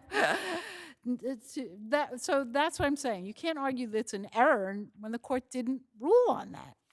The court did rule by denying it as moot. That was So, an okay, error. are you saying that's an error? Yes, Your Honor. Okay, Because why? it should have ruled on it? You're saying the error is because it failed to rule on it? The error is twofold. As to the U.S. fire policies, where there's no question that the pollution exclusion ruling did not moot the late notice issue, it was required to reach late notice there. More generally, we also argue that the court got the pollution Didn't you have a exclusion wrong. stip with respect to the 4 sites, that whatever happened with those 4 sites would be the whole thing? No, Your Honor. The stipulation came later. There were 26 sites at issue in this case. 4 were first put forward as a test site posture. Those were resolved by the court's February order. After the court ruled in February, the parties conferred in the court.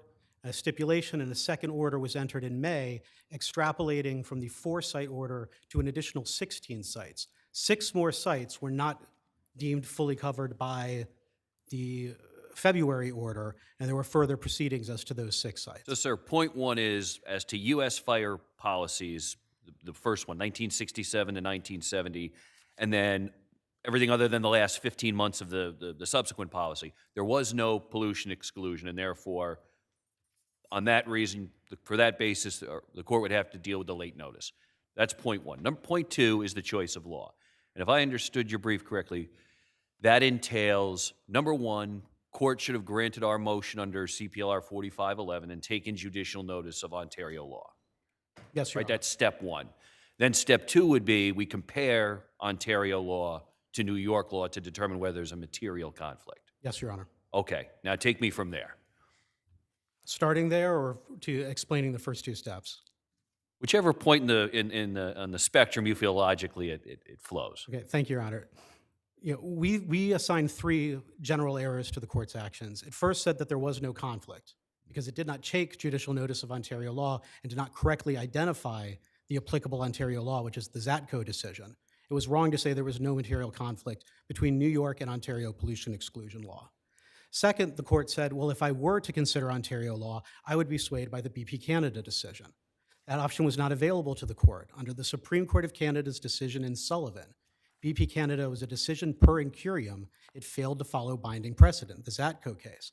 BP Canada was plain about this. It acknowledged, I see Zatko, it is the leading Ontario authority, but I don't consider it binding and I'm not going to follow it. That is an error under Sullivan. Now, sir, do you want us to undertake that choice of law analysis, or do you want us to reverse the order denying your motion for judicial notice of Ontario law and remand it to Supreme Court to perform the choice of law analysis? Your Honor, on this record, the court could take judicial notice of Ontario law, find that Zatko is controlling as to the pollution exclusion, and could proceed to rule that Ontario law controls under Foster Wheeler. At minimum, it should remand in the first instance for the motion court to conduct the Foster Wheeler, Sherman-Lehman choice of law analysis and decide whether Ontario and New York law applies. But that would be a needless gesture given how clear it is under Foster Wheeler. One additional point, Your Honor, is with respect to the Zatko decision. The motion court did in one paragraph speculate that even if it were to apply Zatko, Volley's claims would fail, and I want to briefly address that.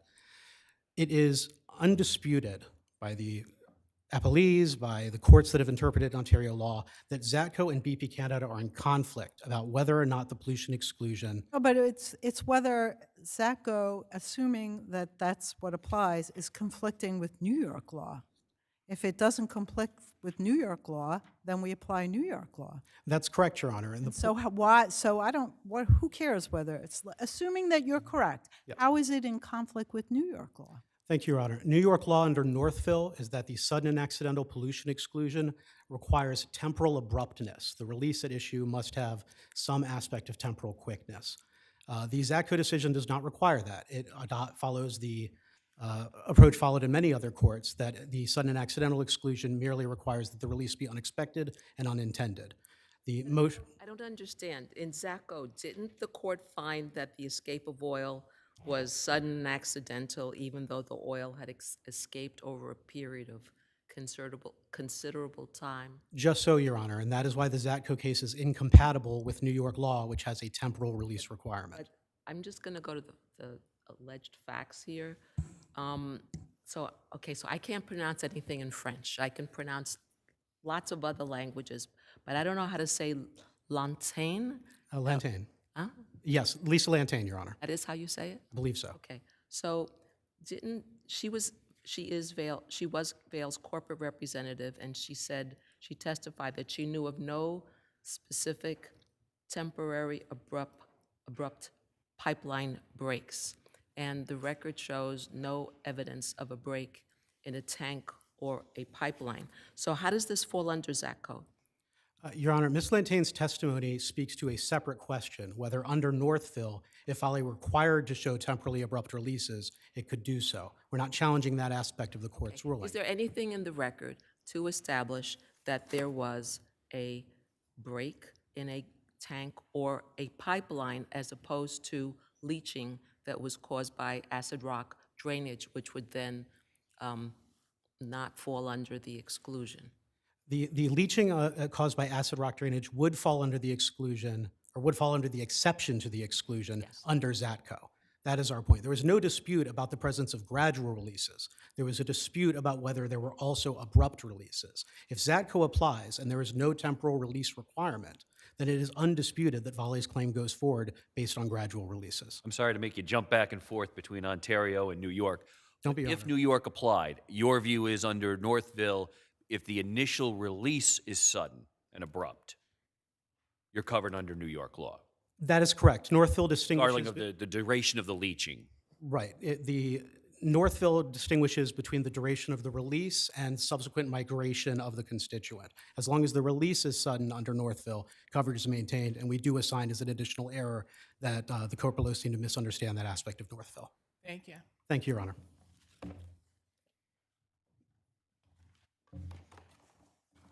May it please the court, Heather Simpson on behalf of the respondents. The Supreme Court's decision should be affirmed in its entirety. Vale's claim involves gradual pollution arising from the course of its mining operations for over 100 years. And is there anything in either Saco or Northville that would create an issue of fact here? No one disputes that it's gradual over a period of time, right? And under both those decisions, that would not be covered under the pollution exclusion, correct? All right, but let me ask you a different question. Why not take notice of Canadian law? Your Honor, I would submit that the Supreme Court greatly took notice of Ontario law. Well, no, but it said it wouldn't, right? What's that, Your Honor? It said it didn't. It wouldn't. It didn't The motion, Your Honor, if in the transcript of the oral argument and summary judgment. We can only go by what the order says. Well, Your Honor, I would submit that it was greatly taken under notice. It was the bulk of the discussion at oral argument and in the written opinion. The Supreme Court did an excellent job of belts and suspenders on this opinion. They did not stop at New York law. They went on to, choice of law is not necessary here because there's not an actual conflict. BP Canada is well, the that's a different issue from whether or not the court took notice, judicial notice of Ontario law. Right? You have to, under the statute, you have to do it. If there's sufficient evidence, you have to do it. And then the question is whether or not the two laws are similar or dissimilar for the purpose of applying one or the other. I'm talking about that first part, and it seemed to me in the decision the court said, I'm not doing that. Your Honor, the court most certainly went through all of the Ontario law presented by both sides, and there were expert affidavits, supplemental and found that there wasn't, right, but that's the second part. All right, never mind. I would just want to point out further, though, under the Court of Appeals decision in Eccles, which is cited in our brief, it states that the court has substantial flexibility in determining whether to take judicial notice of foreign law and ascertaining its contents. And it goes on further to say, if expert affirmations are submitted, they have to test the credibility and sufficiency of them and whether to accept them. Here, the court did an in-depth evaluation of Mr. Hilliker's affirmation submitted by Vale, and also his testimony and opinion given in a prior coverage case in Tech Metals, where I he think said maybe the there was exact just like a opposite. little bit of an incongruity between formally denying the motion as moot on the one hand, but going into the substance of the Ontario law on the other. I think there's just an inconsistency there. Your Formal or informal, but I believe what it was a denial of the mischaracterization of the law put forth in Mr. Hilliker's affirmation. The court absolutely did not agree with Mr. Hilliker, and he went through lengths to explain why. And that's supported in the record, that's supported in the decision. It was a huge part of the test. I'm sorry, can we just go back to your friend's point one involving U.S. fire? Sure. Point one for them is there was no policy exclusion in the U.S. fire policy that covered 1967 and 1970, and there was no pollution exclusion in the second policy, at least up until the last 15 months of that policy. How do you answer that? Sure. There actually was a pollution exclusion in those earlier U.S. fire policies, a different one. So that round of motions, which is the subject of this appeal, pertains to the sudden and accidental exclusion. And that last 15 months of U.S. fire has that language. The other policies, the earlier policies, have different language that does not have the sudden requirement. Those were subject to a separate round of motions, which were also granted by the Supreme Court. But so to the extent Supreme Court here granted U.S. fire relief on those policy exclusions, should that be vacated to that extent? I don't believe Supreme Court did grant summary judgment on the policies that were not part of our motion.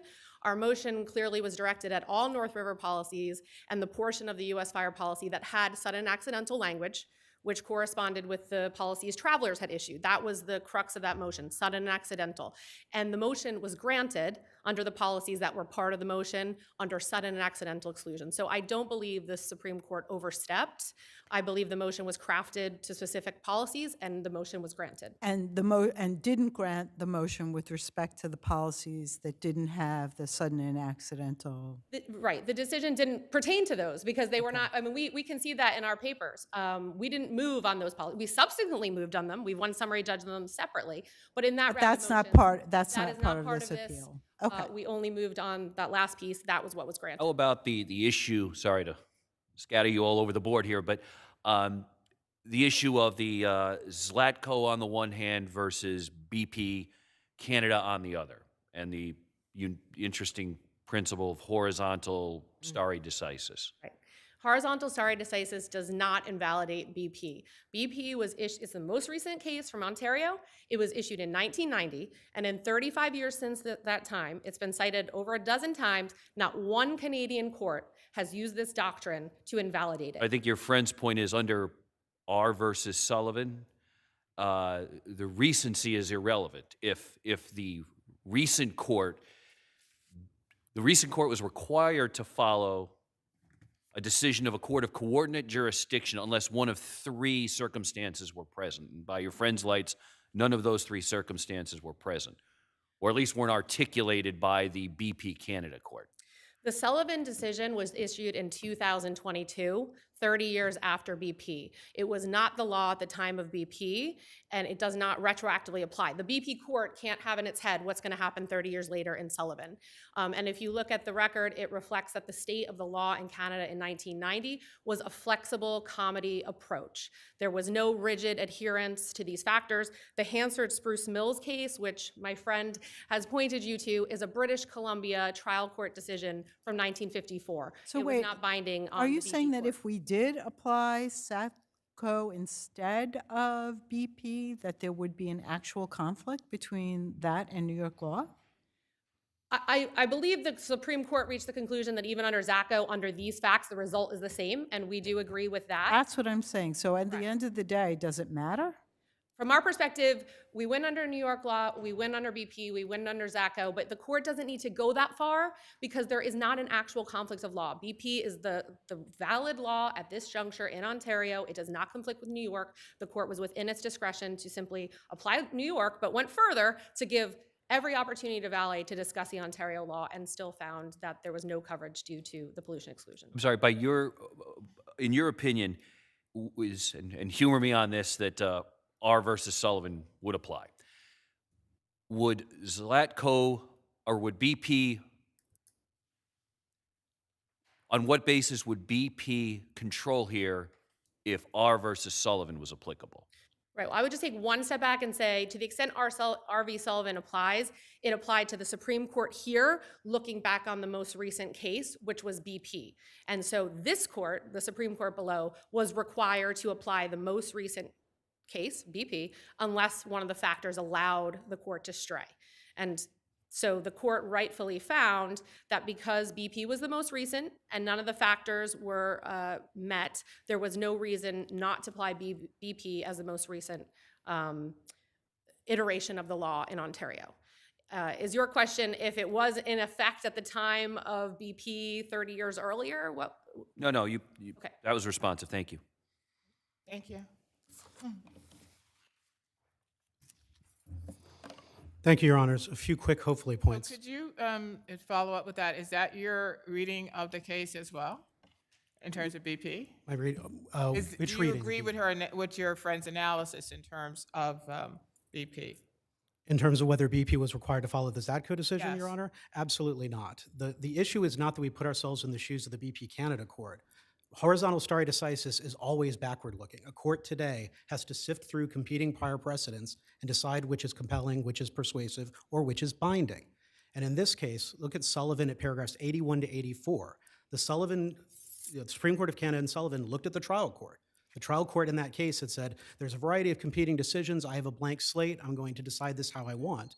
And Sullivan said, no. You need to work through the cases, put each through these Spruce Mills factors until you find one that survives. And in that case, the recent authorities were not the compelling ones. Sir, engaging whether one of those three exceptions apply. Yes, Your Honor. Does the court now, looking at the issue currently, get to determine whether one of those three exceptions apply, or did the court that recently handed down its decision that wasn't consistent with the prior decision, was that court required to articulate an exception under R. Sullivan? Sullivan doesn't ask us to criticize how the prior court reached a decision. It just asks us to take the precedents as they are and determine which is now binding. It's not faulting the BP Canada judge for its analysis, although Spruce Mills was binding in Ontario since 1955. What we do is we sit here today and put first BP Canada through the Spruce Mills factors. One of the reasons not to follow BP Canada would be if it was a decision per incurium. And one reason it would be a per incurium decision is if it failed to follow binding precedent, because Zatko is binding precedent. So you're saying that now every single time one looks at a case that was decided and not overruled, you have to do that analysis in Ontario? As a practical matter, Your Honor, this is only going to come up when there are conflicting decisions, and that is how Ontario courts are applying it. They do so in the Ramsey case, the Europe case, the Wright case, cited on pages 12 to 13 of our And at the time BP Canada was decided, Spruce Mills had long been the law. Yes, Your Honor. A decision, Northern Electric in 1955, adopted the Spruce Mills test in Ontario. I see my time is up, but could I briefly address the U.S. fire policy point? Very briefly. Very briefly, Your Honor. The orders below mean what they say. The four-site order resolved all claims as to the 4 sites. That must include the U.S. fire policies. Well, isn't there a subsequent motion, though? The subsequent why motion. would there be a subsequent motion on it if it was decided in a previous The motion? subsequent motion is limited only to the 6 sites not addressed by the 2 orders before this court. The only way to resolve the 20 sites at issue in this appeal is to reverse regarding the U.S. fire policies. And we know the court must have reached the U.S. fire policies because if it did not, it could not have denied the motion for late notice finding as moot. That motion implicated all policies, including the U.S. fire policies, so they were before the court. Unless there's anything further, I yield. Thank you, Your Honors. Thank you all. Weinhardt v. New York City Transit.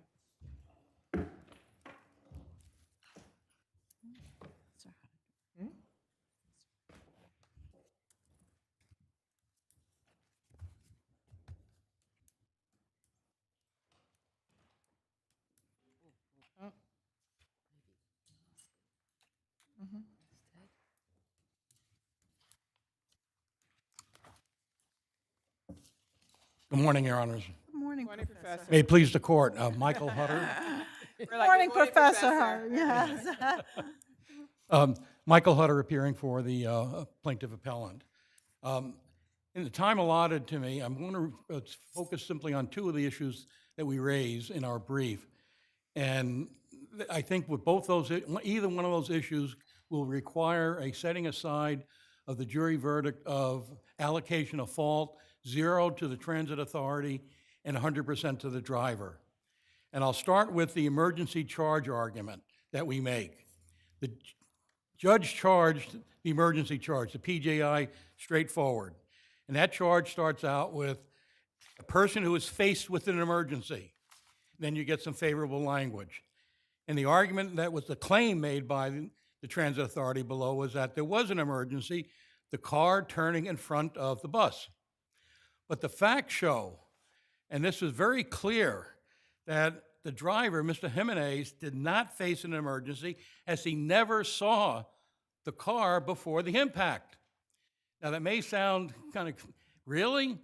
But what's interesting is that the record shows on page 1162, the final questions of Mr. Jimenez by Transit Authority Counsel said, let's be clear now. When did you see it? And his answer, 1162, at the time of the impact, that's when I saw the vehicle. Now, the charge presumes, of course, that in order to invoke it, you must have perceived an impending emergency and reacted to it. So, but Professor Hudden, didn't he also say that he saw the car as it was coming towards the bus? There was that testimony.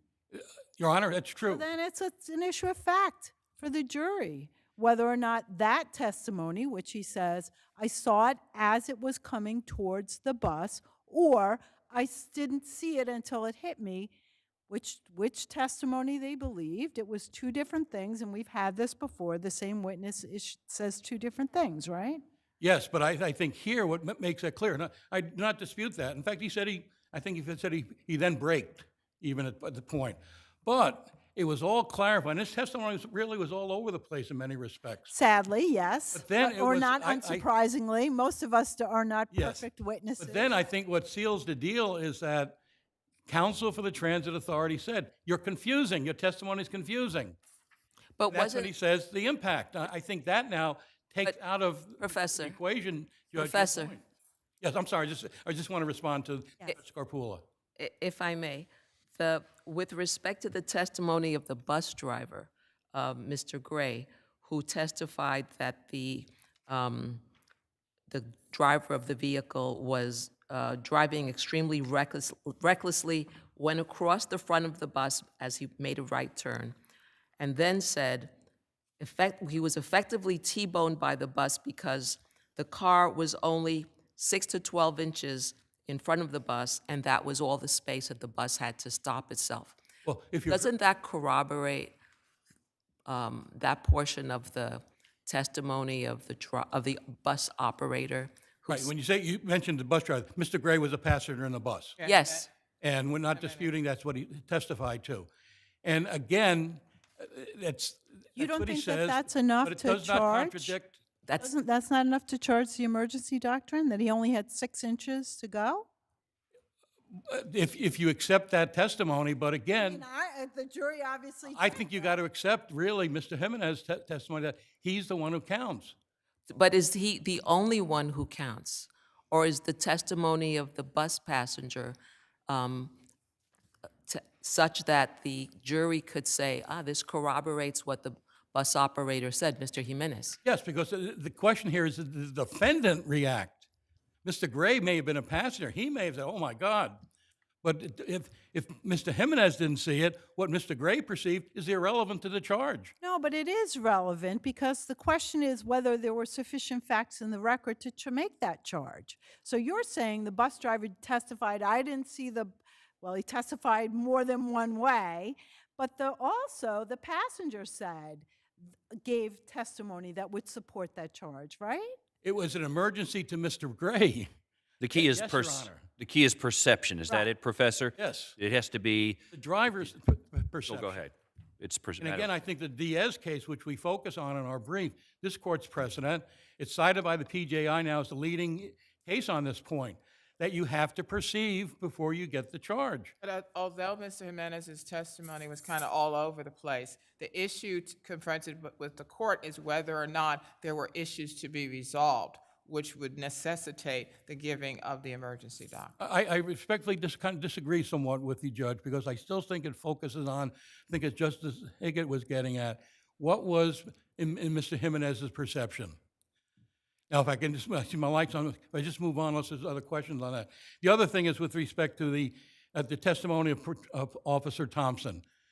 She testified in accordance with her police accident report that was admitted into evidence with redactions. And there were certain portions that should not, your position is that there were certain portions that should not have been. Exactly.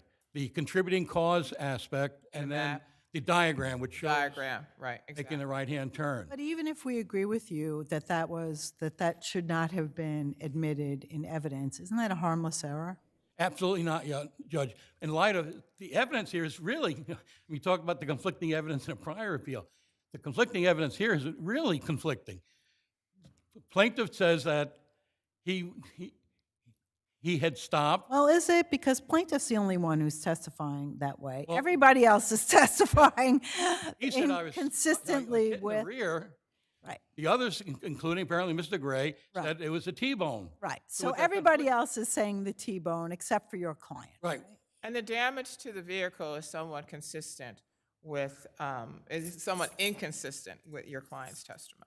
No, Your Honor, I think it's fully consistent, and that was the point of the expert testimony. And what about the testimony of the brother who basically talked about a party admission, Michael, who testified that the plaintiff, his brother, told him that he drove straight, that he was impacted by the bus, which pushed his car and made it face east. Well, yes, it's certainly an admission. It could be hearsay. But then he also then said that during the trial, that was in response to discussions I misconstrued. That I really didn't mean went that, to so he's clean it up. backing away. But doesn't the Jury can jury, accept- jury right, can accept doesn't the that. jury get to either accept his saying, oh, I made a mistake, I didn't understand my brother, or say, nah, you really understood your brother? Accepts that way, but again, we're going to, he did not say that in the accident report. The accident report was basically based upon, I think you can see, she said no contributing cause to the driver. That had to be based upon her discussions with the bus driver. That's hearsay. The diagrams coming in is basically now bringing in his uncross-examined testimony. Right, so you may agree as to the diagrams, but she also testified that she had an independent recollection of some of what had occurred in terms of conversation. She did, but most part, she said, I really don't remember. And I just may answer that. What's interesting, Judge, and again, I think Judge Scarpula, maybe, hopefully it's not making her point, but what we have here is that initially the accident report said that Mr. Herron said, I believe the bus was stopped. Now, at the trial testimony and in the business record, she says, he said he turned. I turned in front of it. And all of a sudden, there's very much inconsistencies with that respect. So I think then when you go at, obviously then, and this is the point, the police officer, she's not an accident reconstruction expert. She makes no physical analysis. What she does is simply basically says, I agree with the bus driver. That's hearsay. And again, and with respect to the possibility of a harmless error, again, on the crucial issue of whose story do we believe? So I think my time is up, Your Honor. Unless you have questions, I'll do anything on rebuttal that you have. Thank you so much.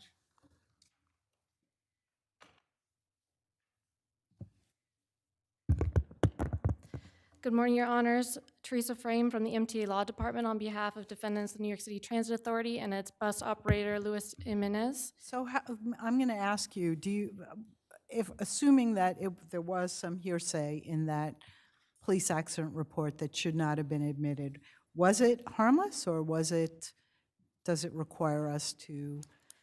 Yes, Your Honor, it's harmless for two reasons. First, the bulk of the evidence in this case showed that the transit Two different views, right, of Yes, the Your Honor, accident? and it demonstrated that the transit authority's position that the car turned in front of the bus from the lane to the left, turning from left to right across its restricted bus lane. The only testimony that it wasn't that way was from the plaintiff, right? That's correct. The brother testified to that, the witness testified to that, and the bus driver testified to that. Yes, Your Honor, there was two eyewitnesses, the bus operator and the bus passenger. There was no evidence that they did not witness what was happening. When you say two eyewitnesses, who are you saying? The first eyewitness is the bus operator himself. Oh, okay. And the second then is the bus Mr. passenger. Gray, right. All right, can you address, I just want to ask, can you address the emergency doctrine, the charge? Yes, Your Honor, that was supported by the testimony, as we were talking about, of the bus operator and the bus passenger. He's all over the place, right? The bus driver at one point says, I didn't see him. Then he said, yes, I did. I saw him right beforehand. Arguably, the bus operator did not give the most consistent testimony. That's correct. However, he did specifically testify that he saw the car moving from right to left in front of the bus, a few feet in front of it before the accident happened, and at that time he applied the brakes. The jury It's that testimony alone that would justify the issuance of the emergency doctrine instruction, correct? That's correct, Your In terms Honor. of the passenger that's on the bus, his testimony is irrelevant as to the emergency doctrine. I would agree with that, Your Honor, yes. Or at least it's circumstantial support, or, right, or. Correct. It Because doesn't. the bus driver testified two different ways. As my colleague pointed out, the bus passenger was not the one that had to react to the emergency. It was the bus operator. Could you just clarify, you said right to left, wasn't the turn to the right? Yes, Your Honor, I probably misspoke. Go ahead. So marshal for me the evidence that you have that supports your theory of this accident, which was the driver's son made an abrupt right-hand turn. Yes, as we go back to the bus operator's testimony, he testified that he saw the car to the left of the bus right before it moved from left to right, making a right-hand turn in front of the bus. At that time, the car was only a few feet in front of it, and he applied the brakes to avoid a collision. We agree, though, that there was some inconsistency in his testimony. He gave that narrative, and then at some other points he said, I basically saw the car when there was an impact, right? That's correct, Your Honor. But at bottom, and this is the fault in plaintiff's position, is that just presents a question for the jury, which has been resolved. And I'd like to tie that back to the fact that a defense verdict in favor of a defense verdict in a tort matter is entitled to special deference. So in terms of the harmless error analysis, given the fact that we are dealing with issues of credibility, would the fact that you have the police officer, the report with the diagram, as well as with certain statements, which would go against the plaintiff, would that still constitute harmless error when we're talking about credibility issues? No, if we want to look at that specific issue of the police accident report, even assuming there were some things in it that shouldn't have come in. Well, the diagram as well as the contributing factors, right? That is the argument that plaintiff's making, yes. But the most damning portion of the police officer's testimony and the police accident report is all based on the statement against interest that the driver of the car made. And that's coming in regardless. It doesn't matter if it's coming in through the police officer's report or through her own testimony. It's a statement against interest. It qualifies as a hearsay exception. What, in your view, is the most potent evidence supporting your theory of this accident? Great question, Your Honor. I would say that the most potent... I hope you answer my question better than I used to answer Professor Hutter's questions. I would say that the statement against interest I found to be the most compelling. However, you have a jury panel of 6, and there are differing opinions as to what evidence they believe and what they don't believe. The jury came to the same verdict. It doesn't mean they believed the same specific evidence was more compelling than another piece. So. Thank you. Thank you, Your Honors. One point, Your Honor. Going back to what Justice Scarpula asked about the harmless hearsay in the accident report as harmless error. Yes, we have two conflicting views. Yes, a plaintiff is interested, Mr. Heron is Nancy is interested, but also Mr. Jimenez is interested. We have a split. And what the problem now with that accident report, we have a very dedicated police officer, neutral. She has nothing to gain by this, and she now says the whole fault was the plaintiff. But that's based on her independent recollection and the statement against interest, right? But also... So that's the damning evidence of that, and that's coming in. But tainted by, why didn't she consider what Mr. Jimenez said? Mr. Jimenez, we'd like to know what he said. Now, I think also last thing, I just realized this, I'd put this all in the context now, maybe this goes with a harmless error. Remember, we had the judge charged without objection the duty of due care on the part of both the operator of the vehicle and the operator of the bus, Mr. Jimenez. They have a duty to see, observe. I think both these issues factor into that. And I think that's then again why this is not harmless error. Thank you, Your Honors. Thank you so much. Thank you both.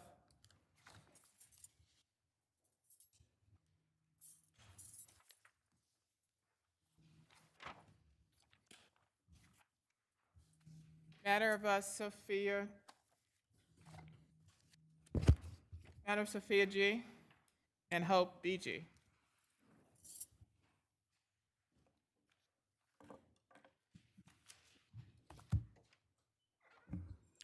Good morning, Your Honors. May it please the court, Nardia Morgan appearing for the appellant father. So, Your Honor, this matter there are two main issues before the court this morning.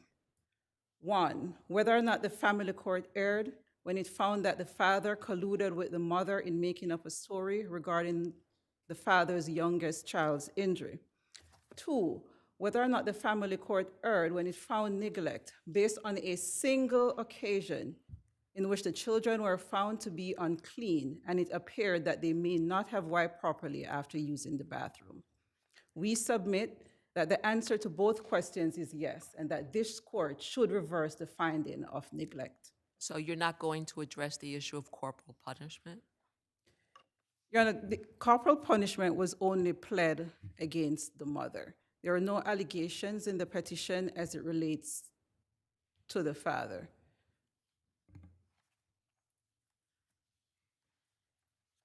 On the first issue, this court has made it clear that a court may not base a finding of neglect based on allegations not contained in the petition.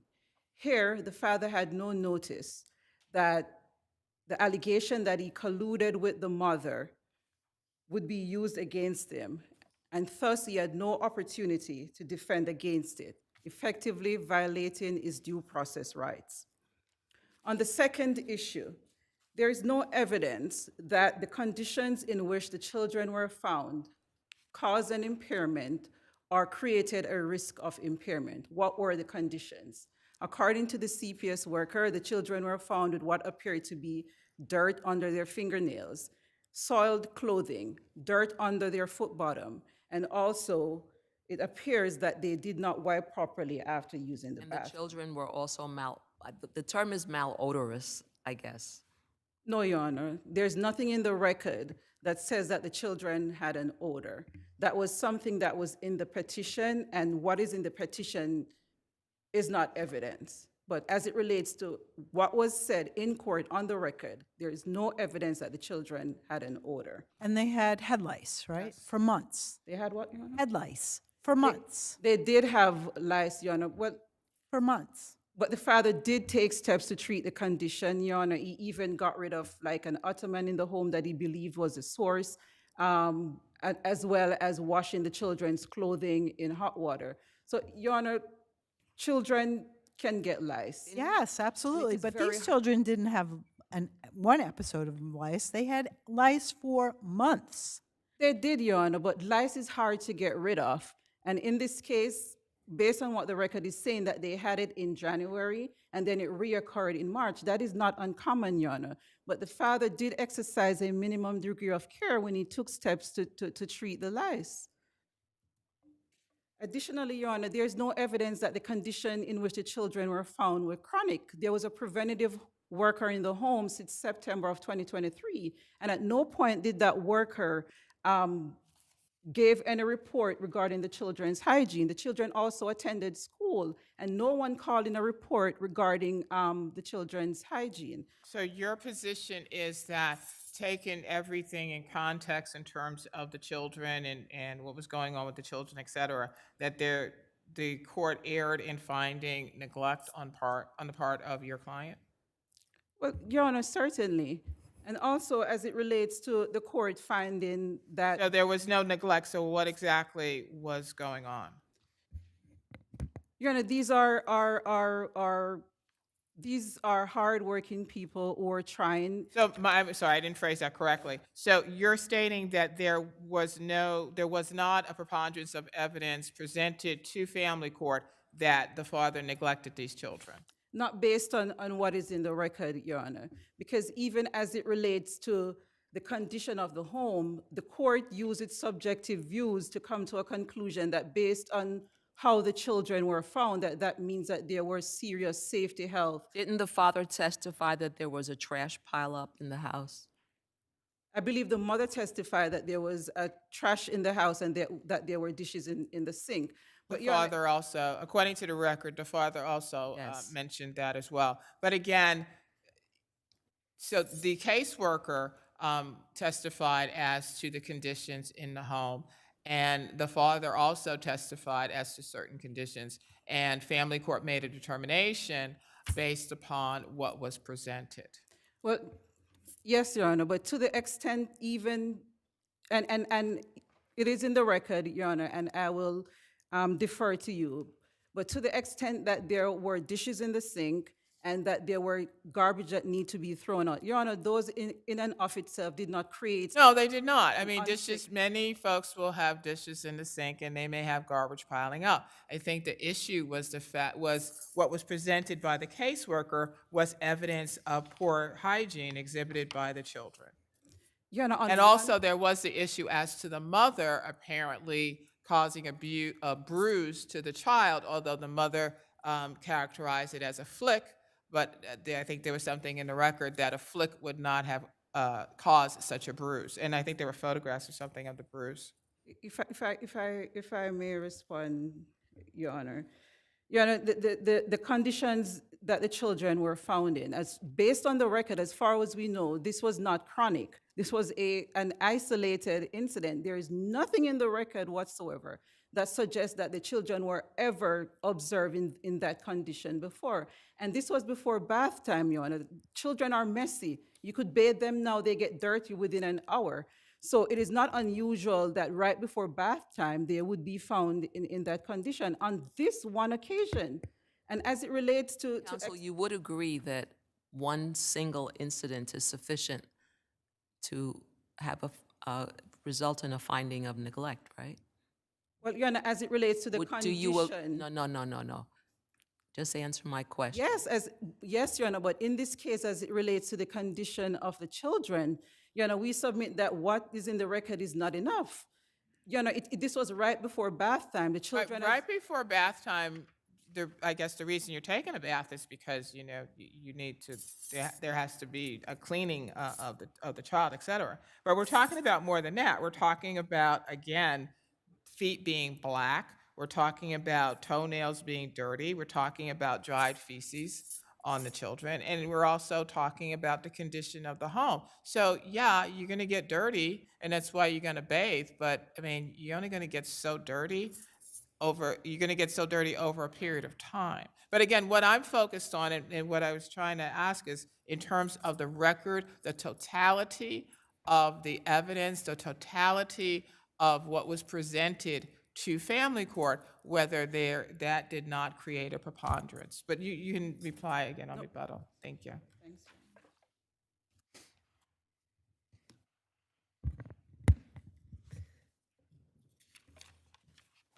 Good morning. May it please the court, Eva Jerome from the New York City Law Department on behalf of ACS. So things do happen. Children do get dirty. You know, they play, they do things. Is there enough in the record here to show neglect on the part of the father? Absolutely. Your Honor mentioned the feet being black. The caseworker used the word stained black. That indicates such a level of dirtiness that didn't just come from walking around that day. Oh, sorry. And the dried feces, the father talked about how it was a recurring problem, and then he never helped. That he said, no, I don't get involved in that, even if there's not anyone else to help with that. There are No, but that's vaginal not areas. surprising. Most fathers, I think, would, that's not, to me, that doesn't reflect anything. I think most fathers would rather the mother, who's there. But he did acknowledge that even when she's not there and there's no other person, like a worker or whatever, that he'll let the child walk in that. He safe- testifies he gives the kids a bath twice a day, right? That's what he So testified. that is inconsistent. That's an inconsistent testimony with the state that the children were in. That's right. So then I guess the court has the ability to say, I don't believe your testimony, because there is evidence that shows that that's not true. That's right. Well, the evidence shows that may the evidence shows that the children were not clean on one instance, That's right, that's true. right? Right. So how does that combat the, maybe they were dirty in between the two baths that he gives them? Well, that assumes that the father was being credible when he said they Of course, but if the testimony or the evidence that you're using to conclude that the father was not credible is that the kids were dirty, it's circular. No, I'm sorry. The children, first of all, I just want to add, the record also indicated that their vaginal areas were dirty, and that's critical to consider as well. So one occasion is sufficient, and under these facts, this rises to that level, especially if you consider the totality of the circumstances where literally garbage swept up into piles on the floor. And the caseworker acknowledged it, saying that the father and the parents had been backsliding in terms of the condition of the house. So it wasn't just this one occasion, but altogether, you have... Also, there was an instance where he wouldn't let the caseworker in, right? He pushed the kid out and didn't let the caseworker in. When the report was called in, they wouldn't let the caseworker in, that's right.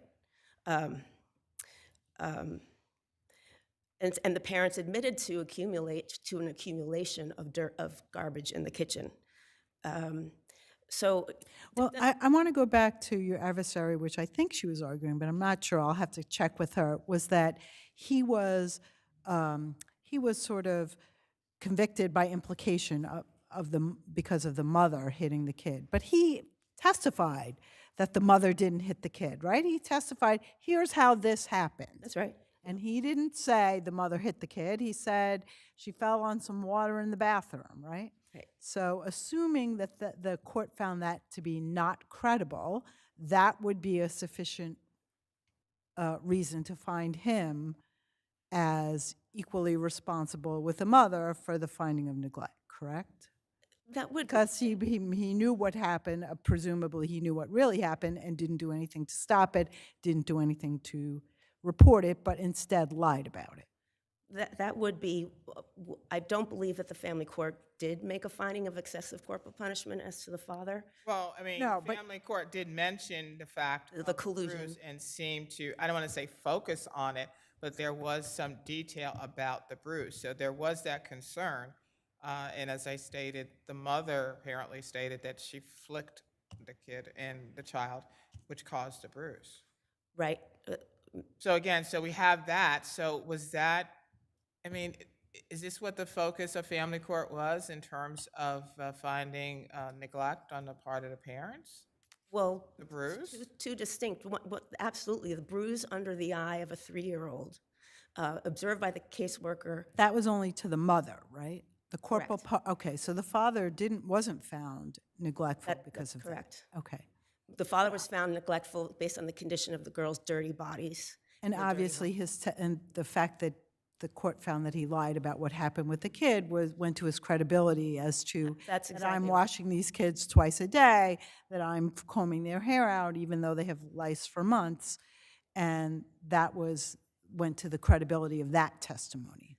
Yes. And that's sufficient under the case law? I'm sorry? That is sufficient? Yes, that's under the case law. And I point out, with the lice, the father waited 5 days before getting the medication when they had one of the bouts of lice. Thank you. Thank you. Your Honor, I would just respond to counsel making a huge issue out of the children feces being found in the children private area. Your Honor, these were children that were being potty trained, so it is not unusual that they may use the bathroom and not wipe properly. It's very common. And as it relates to their foot bottom, Your Honor, we don't know.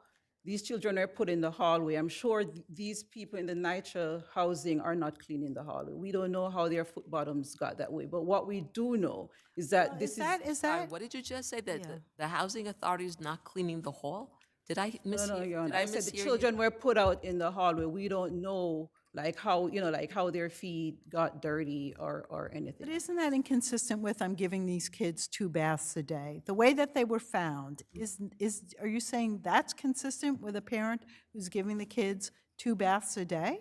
Your Honor, it certainly is. Children are messy creatures. Your Honor, you could bathe them now, they find some paint, Play-Doh to be in the next minute. No, they're no, out that's of the not what bath. that wasn't what that's, she's not talking about Play-Doh. She's talking about really, really significantly dirty kids. Your Honor, there were no photos of the children. But that's so her this is- testimony, that's her, This is, right? yes, the caseworker's I thought there was a subjective, photograph of the bruise. so the caseworker's subjective view or you know, description of the children. But, Your Honor, there's no evidence that this created an impairment to the children or created a risk of impairment in any Were way. were the kids kept home from school while they had head lice? Yes, Your Honor, and the father So was for treating months, the they were condition. kept home from school because of the head lice? You know, the lice, not months, the lice reoccurred in March. And so I would say a few weeks until the report was called in. 2 or 3 months? Sorry? Wasn't it 2 or 3 months?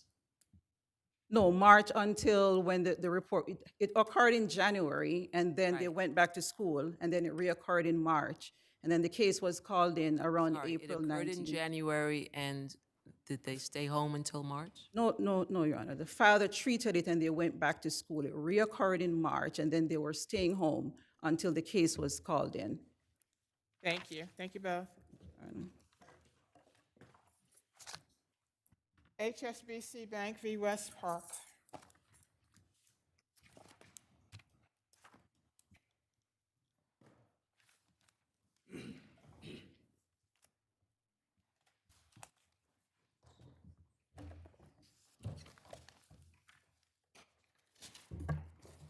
Morning, David Cleban. Good afternoon. David Cleban from Patterson Belknap for Appellant West Park. The trustee's conduct in this case was unprecedented. In this court's Mellon decision, we had a trustee that followed the advice of independent lawyers and experts in making a settlement decision in an RMBS case.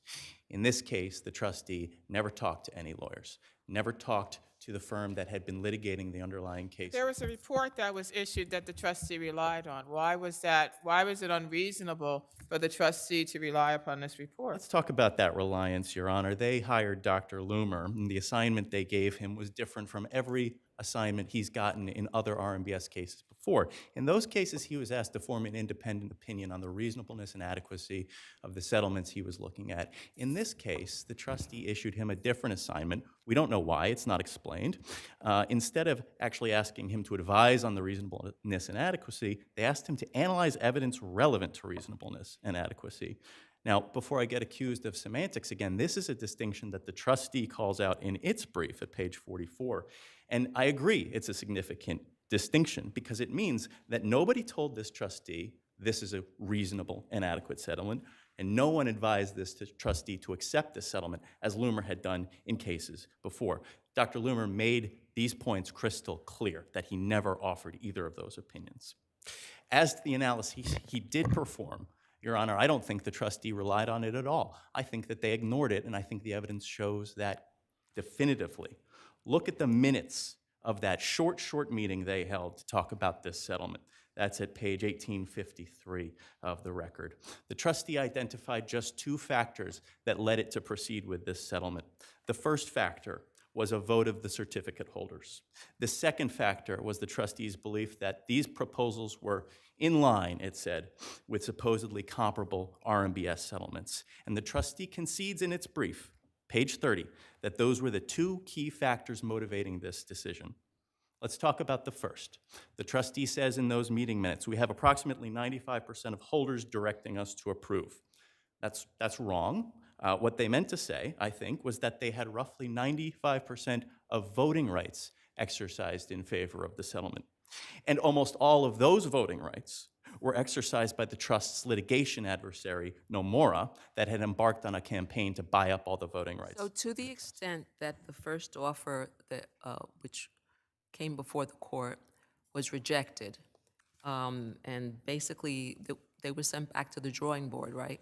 It's like, this is not good enough. You don't have expert analysis. You don't have enough to go forward.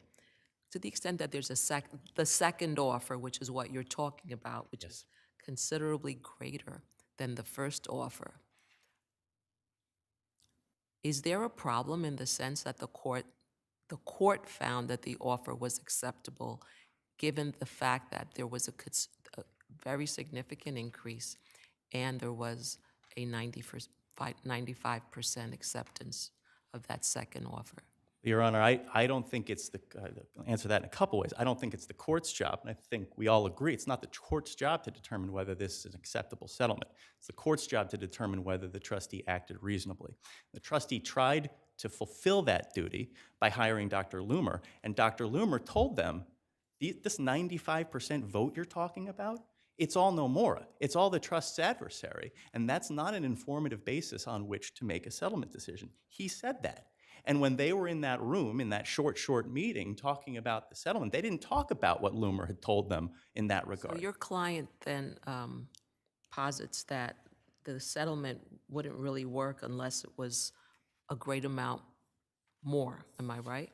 My client is not here to talk about what the settlement should be. We're analyzing this case under the controlling decision in Mellon, which requires the trustee to act reasonably and in good faith in making this decision. But your client believes that there could be a much larger settlement based on what? We wouldn't be here if we didn't, but it's based on the fact that Based on what? it's based on the fact that this trustee hired a damages expert and said that that damages expert testified that these are billion-dollar cases.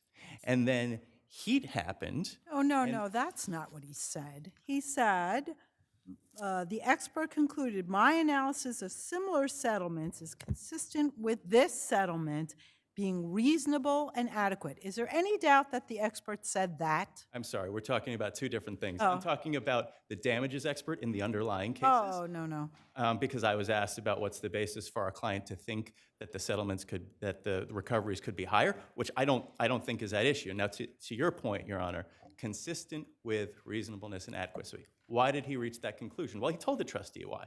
He was looking at a list of other RMBS settlements, and now on Nomura's second go-around, they touched the very bottom of that list. And so the trustee goes into its meeting and says, okay, our expert's telling us it's in line with those other settlements. Because on its second... And so why is that inappropriate? Well, because it's inappropriate because the expert also told the trustee, when you're doing an analysis like this, when you're comparing things to other settlements, you got to proceed with caution because cases are different. And Why is that conclusion that this settlement is reasonable and adequate not enough for the trustee to rely on and accept the settlement? He didn't reach that conclusion, Right, Your and Honor. so your argument is that he should have said that this settlement is reasonable and adequate, as opposed to saying that my analysis of similar settlements is consistent with the amended proposed settlement being reasonable and adequate. I mean, it's a distinction. I don't even see it as a distinction, but you see this as some type of a difference, and I don't see it. I don't know how you see it as a distinction. Well, two things, Your Honor. One is it's true. He never advised this trustee that this settlement is reasonable and adequate. He found that one piece of the economic evidence he looked at was consistent with that. But he said about that economic evidence, if you're going to look at this economic evidence, you've got to use caution because no two cases are alike. And the caution you have to exercise is because the strengths and weaknesses of one case are going to be different from the strengths and weaknesses of another case. And anybody exercising reasonable judgment... Did he say, I won't do what you asked me, that this is not an appropriate way to analyze whether or not this is an adequate settlement? It's one of the pieces of evidence he looked at, but he did not... But did he ever say that? Did he say, no, I can't do that?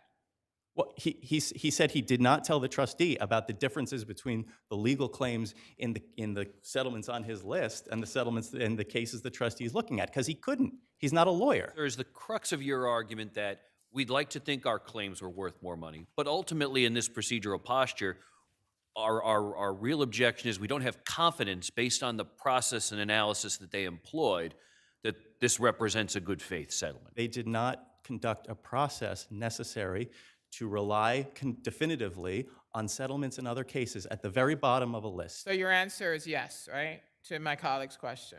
That's right. answer is It's yes, it's not a reasonable And so process. again, the case law states that the issue is whether or not it was reasonable for the trustee to rely on the report. I think the question is whether the trustee reasonably followed the advice of an expert, and I think this trustee ignored that advice by failing to exercise the caution that he says is necessary when comparing supposedly comparable settlements by not talking to the lawyers that they had hired and paid $50 million over 10 years to immerse themselves in the strength of this case. They didn't talk to them once, and instead they got a lowball offer from them or that touched the very bottom of a list, and that was good enough, and that's not reasonable. Thank you. Good afternoon, Your Honors. May it please the Court. My name is Jarman Russell of Mayor Brown LLP on behalf of petitioner respondent HSBC. Your Honors are quite right that where the trustee's process includes a reliance on a well-qualified expert under In Re BNYM, this Court has stated that is significantly probative of prudence, and that a party challenging a trustee's decisions under those circumstances can only prevail by showing that reliance. So the argument is that, yet the trustee relied on the report, but the report was inadequate because the expert was not given the correct parameters in terms of what he or she was to determine. Correct. Well, I understand the argument to be is that Dr. Loomer didn't undertake the methodology that the petition, that West Park would have preferred. Well, not only that they would have preferred, but that was accepted, that should have been the methodology that should have been undertaken. Well, the methodology that he undertook is the methodology that he undertook, and it has been accepted by multiple courts. That's throughout our brief. The methodology. Is there any methodology that has to be done one way or another? There is not, Your Honor. The standard is reasonableness, and that's reasonableness. Exactly, and that's what was established. Did the expert object to that methodology as a way of determining whether the settlement was reasonable and adequate? Well, no, Your Honor. The expert chose that methodology. Because the expert made a determination that that would be the appropriate methodology under the circumstances. That's correct, Your Honor. The trustee did not dictate the methodology that the That's right. Well, that's sort of what I got, was that somehow the trustee was telling the expert had a value. Any duty on the trustee to do so? To have the expert focus on a certain methodology or certain issues? No, there's not, Your Honor. The trustee's duty is to conduct itself reasonably, and part of that reasonableness is by engaging well-qualified experts like Dr. Loomer to use accepted methodologies, as he did here. How do you respond to counsel's argument that the trustee didn't talk to the lawyers? I believe what counsel's referring to is talking to the trustee's counsel in the repurchase case. Right, and so the reason that is not necessary, it may be necessary under the methodology that West Park would prefer, but Dr. Loomer uses his estimated lifetime losses methodology. And the whole point of that methodology is that you can assess where a settlement falls in a reasonable batch. He used over 50 comparable settlements in his analysis and find where that settlement falls in that range. And you don't have to do a case-by-case analysis. You don't have to interview lawyers. And was there any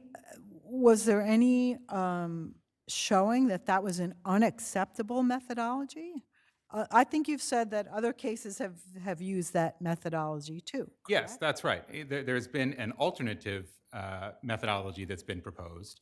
Right, the BNY one or other ones. Well, West Park hired its own expert who proposed its own methodology, and that may well be a reasonable one, but that's not the question. The question is whether what the trustee did was reasonable. Sir, in ascertaining whether the trustee acted reasonably or in good faith, what weight, if any, should we give to the fact that the trustee didn't originally retain that expert? It was only at the prompting of the court when presented with the original petition. I don't think you should give any weight to that fact, Your Honor, frankly. Where the amended petition is what's before the court today, and the context of the amended petition is new settlement amounts significantly increased, as Your Honor mentioned, were received. The expert was re-engaged to assess those updated settlement amounts, issued his report. The trustee relied on that report and made its decision through the use of the committee that it convened. So the settlements purported to resolve litigation that was begun in 2013, right?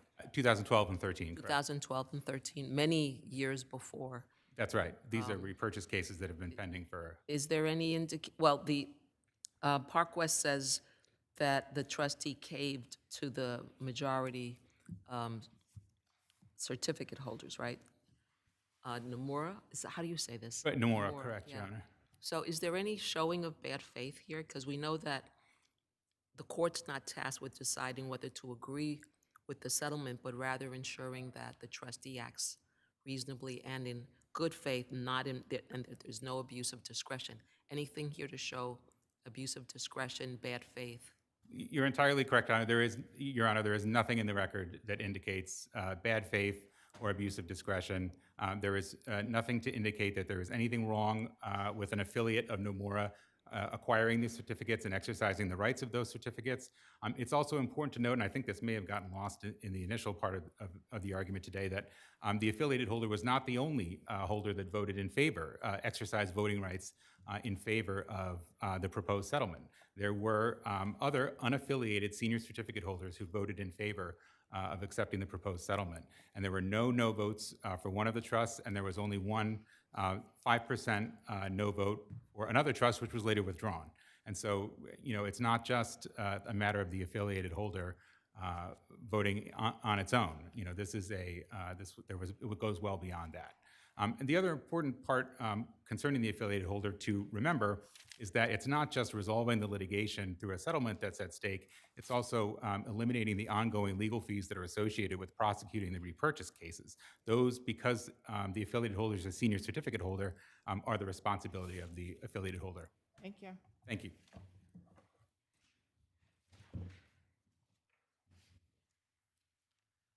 May it please the court, Daniel Kahn, A&O Sherman, on behalf of Nomura. I first just want to respond to 2 points that Counsel for West Park mentioned. He said that these cases are unprecedented. I'm not sure in what respect he means that, but there are certainly other RMBS cases that have been settled and approved in Article 77 proceedings without any expert reports, a number of them. And in the MANA 2007 OAR5 case, which we cite in our briefing, that settlement, it wasn't even a settlement. The trustee was permitted to terminate the case, to dismiss the case without any settlement payment at all and without any expert report, and because there was no evidence of bad faith. And well, it might be the synergy of the absence of an expert, at least when the petition was originally filed, and the possessor of the voting rights, right? It was so disproportionately Nomura. Well, Your Honor, I'm sorry, Your Honor, if you're referring to these cases or the OAR5 case that I'm mentioning in this case? This case, right. Well, there are other cases. Nomura was the defendant in 7 RMBS cases. 5 of them have settled, and those settlements have been approved by the court in Article 77 proceedings. And I believe in all of those cases, there was a Nomura affiliate that had significant holdings. There's no distinction there. But this case is a perfect illustration of why the BNY Mellon standard is what it is, because you do get objectors like West Park in Article 77 proceedings who come out of the woodwork, and they were never a certificate holder actually until after the Article 77 proceeding had already began. 2 months later, they acquired a few valueless certificates, and their only line of business in the world, as far as we can tell, is to try to hold up these settlements. So it's important that the BNY Mellon standard is there. It makes settlements in RMBS cases possible, and it's a deferential standard. It requires evidence of bad faith amounting to abuse of discretion. Now, West Park says it's irrelevant that there's no evidence of bad faith in the record because the trustee, it says, has not done enough to prove good faith. But there's no amount of good faith that's ever going to be good enough faith for West Park. It's always a moving target. Counsel? Yes. Your friend here said before that Park West doesn't have to pay any of the litigation fees involved in this case. Is that so? The litigation fees in the underlying cases, as well In the as underlying, these yes. 77 proceedings, Yes. those are borne by the senior certificate holders. Those are the ones whose certificates actually still have value and they can't be purchased for less than pennies on the dollar, which is what West Park did. Now, I believe, for the sake of clarity, After West Park's standing was challenged, West Park did later acquire a very, very small percentage, much less than 1% of senior certificate holders. So I don't want to represent to the court that it currently has none of that, but certainly it's minuscule. And the overwhelming majority of that cost, it's not borne by West Park, it's borne by senior certificate holders. Now, Nomura did increase the settlement proposals quite considerably, as the court, Your Honors have recognized, by tens of millions of dollars. And that was a decisive factor for the court. The court recognized, the lower court had recognized the significance of that, as did the trustee, as did the independent expert. But it makes no difference to West Park. And I also want to highlight that West Park, as I've alluded to, one might think to oppose settlements like that they must have very considerable losses. They have no losses. They've not claimed to have any losses on their certificates. One might also think that— But they won't get paid under this plan, right? They won't really get any money back. They will get paid, Your Honor. They will get paid in accordance with the governing agreements. These trusts are creatures of contracts. Yes, and there are okay, agreements but that I mean, dictate they're that. looking to get more than what they're getting They're paid looking, now. I agree with that, Your Honor. They're looking to get much more than their share that's due under the contracts. I agree with that, Your Honor, and they're not entitled to that. Thank you. Thank you. I think it's important that I clarify, West Park is not challenging the methodology employed by Dr. Loomer here. We have no quarrel with that for purposes of this appeal. What we quarrel with is the fact that Loomer gave them a report, gave the trustee a report, and it contained analysis. It contained economic analysis, and the trustee went into a room and it identified two reasons it's proceeding with this settlement, and those two reasons don't account for and indeed ignore and contravene the analysis Dr. Loomer provided. He said that the vote of the certificate holders was not informative as to whether this was a reasonable settlement because the vote was dominated by the defendant in the underlying So action. you're saying that the trustee did not follow the report? They didn't follow the report. They didn't follow Dr. Loomer. They asked him to do an analysis and then they didn't follow it. And then he told them, he gave them a list of So settlements. Dr. Loomer's report would have, you're saying that Dr. Loomer's report would have necessitated the trustee to reject the settlement? No, Dr. Loomer's report calls for additional analysis because he says the vote's not informative, and then he says you're now in a world where these settlements are at the very low end of this list I'm looking at, but be careful because no two cases are The alike. bottom line is he found that it was adequate and in line with other settlements. Are you disputing that? Justice Scarpullo, Are you disputing that? I'm disputing the first part of that. He did not find it was adequate. That's 100%. That's what he says. Yeah, that's literally what he says. Your Honor, no. The expert testified at deposition that he did not reach a conclusion that these settlements are reasonable and adequate. My analysis of similar settlements is consistent with the amended proposed settlement being reasonable and adequate. Right, and that was one component of his economic analysis. That was merely That's consistent. the bottom line. That's Merely- all that the trustee has to look at. And Your Honor, I just submit to you that the words consistent with mean something. Dr. Loomer testified at deposition that he did not reach a conclusion that these settlements are reasonable and adequate. That's crystal clear in the deposition testimony we cite. Thank you. And the other Thank you economic very evidence much. is not. SKYX Group, the Foundation for a Smoke-Free World.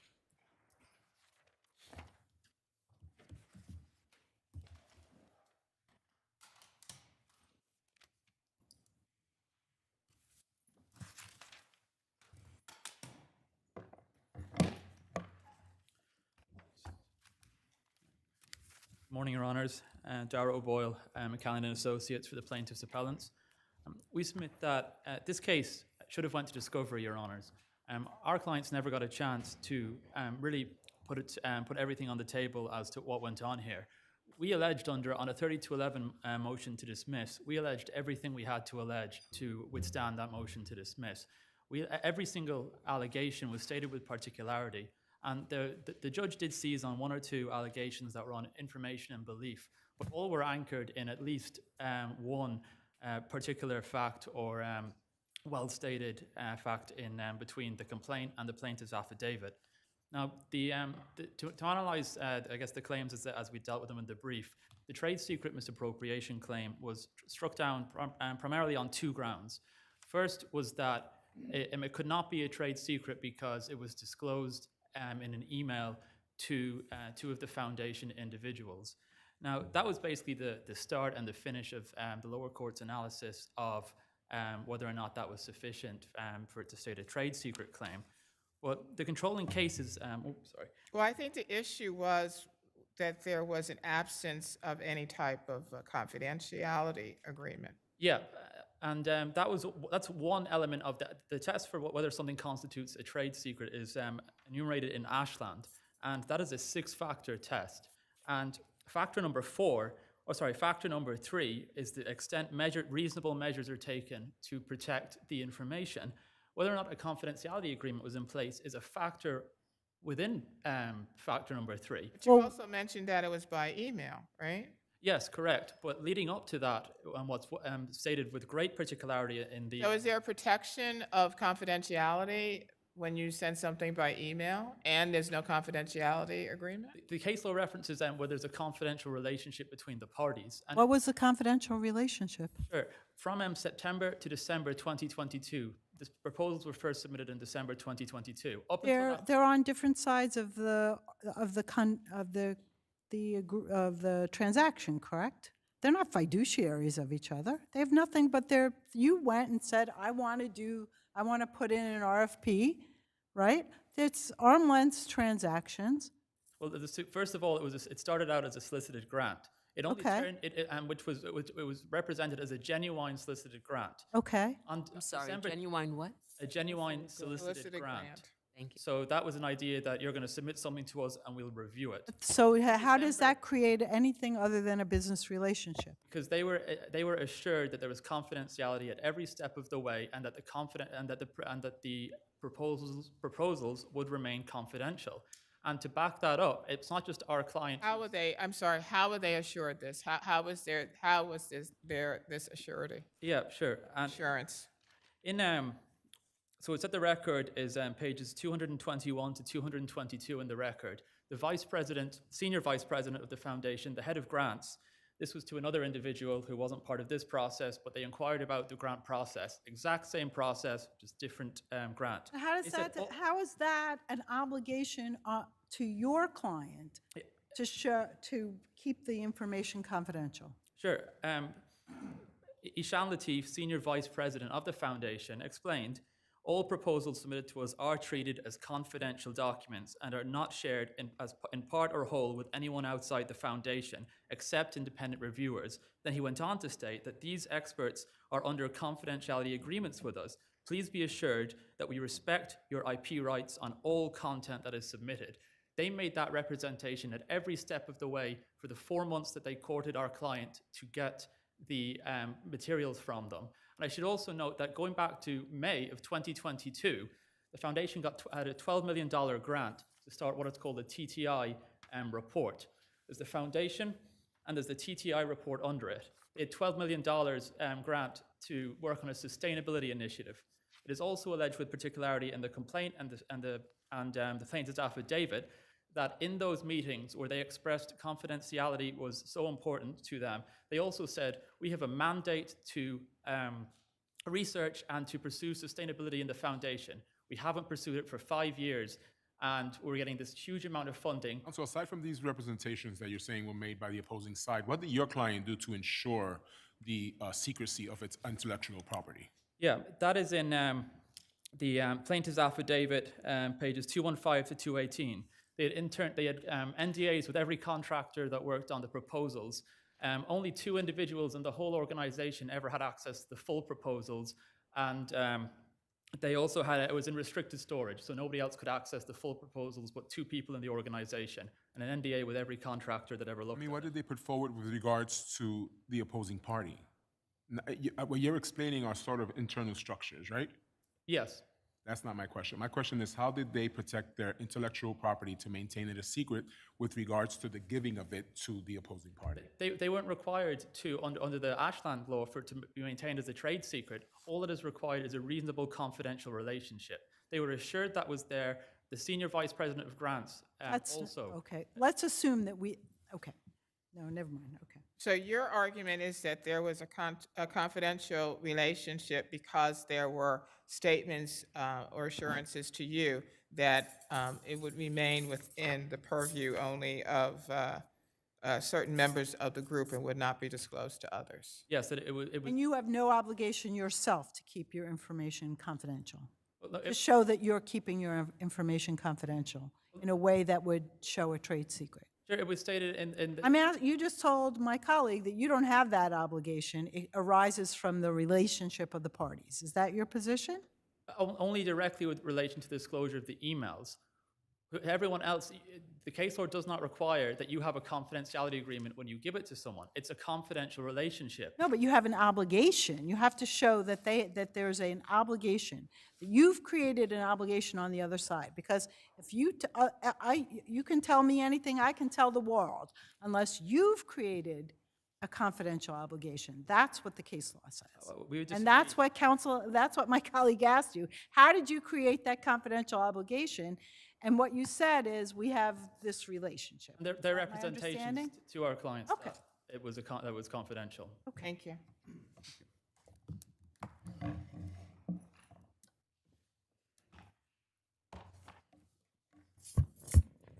Good morning, Your Honors. May it please the court, Brad Gershell for the defendant's respondents. So, counsel, I have to tell you that I'm very troubled by a lot of the allegations here. And why is that?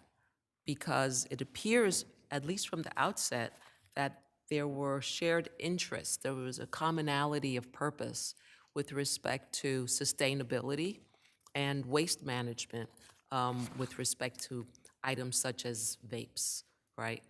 And then all this information is shared according to the plaintiff. All this information is shared, and according to the plaintiff, the defendant takes it, runs to the gate, bolts out, and says, ha, we didn't do an NDA, ha, you didn't take any steps to protect your secrets. We can do whatever we want with your information. What do you have to say to that? Thank you, Your Honor. It's a good question. I think it's important to take a step back and understand for a moment who these parties are. On the one hand, the appellants are a private organization seeking revenue and returns in the course of their business. And on the other hand is the respondents, in this case, a nonprofit foundation with missions and goals of its own, doesn't seek revenue, doesn't seek profit, has no commercial motivations other than what's set out in its nonprofit charter. So to the extent the theory of appellant's case is that, as Your Honor summarized, respondents ran to the door or ran elsewhere, where did they run to? What did they do with this information? According to the appellants, this information was used in part to formulate an RFP that was planned. An RFP that was discussed with the appellants, topics of which appellants had covered in prior presentations. It was the entire purpose, according to the appellants, for the ongoing relationship between the parties prior to appellant's submission. What do you say to counsel's statement that your client assured them that we keep all your information confidential, we only give it to experts to review it, and we have NDAs with those experts? What about that allegation? Is that not sufficient? That allegation is not supported by anything in the record, Your Honor. Respectfully, the manner in which this case has been pleaded is frankly, So that allegation is not in the complaint. Correct. What is alleged is that there was, according to appellants, a mutual understanding. For one, there was no explicit agreement. There was no affirmative representation by any of the respondents. And they don't allege there was, in the complaint, that there was an affirmative representation, correct? Correct. Right. Correct. I believe the allegation in the complaint goes so far as to say that the defendants assured, or that there was an assurance of confidentiality all along the way. In a general sort of way, but Yes. not any real. And the case law is replete. To the extent there was an implied mutual agreement, is that enough for them to withstand their burden to protect their trade secret? No, Your Honor, it's not enough. Implied agreements, time and again, are held to be insufficient. I would point, Your Honor, to the case Big Vision decided by the Southern District, which held just that. Any sort of understanding, vague understanding of confidentiality or some verbal assurance of same is insufficient to make out a claim for trade secrets. Do you acknowledge that there were trade secrets? No, Your Honor, we reject that. And why would that be? Well, as the lower court properly found, these were not trade secrets. This was not a set of confidential or proprietary information. It was a general research proposal that was submitted formally and then informally and then formally in response to an RFP for that same topic. Did your friends in their complaint characterize them as trade secrets? Yes, Your Honor. Okay, so what more at this procedural juncture did they need to do other than characterize this matter as trade secrets? Well, what did they have to plead or augment their pleading with in response to the 3211 motion? A couple things, Your Honor. First, they needed to, and contrary to my friend's characterization of the law, they need to demonstrate that they themselves took sufficient measures to protect the secrecy of this information.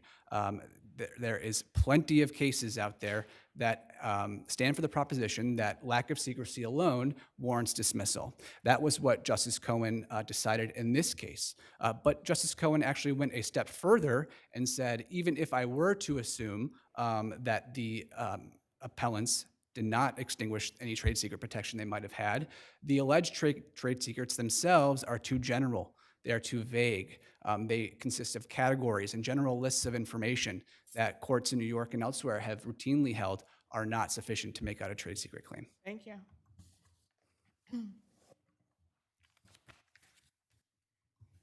Thank you, Your Honors. I'd like to run through one or two points quickly just to start off. The first was that it was represented that there was no points in the record substantiating that there were ever confidential agreements with grantees. I would just like to point out that pages 221 to 222 have the email from the head of grants saying there is a confidential relationship with everybody that submitted. So that's 221 to 222. The next is that there was this point made that they are this charitable foundation, and our guys are asking for $2 million from them.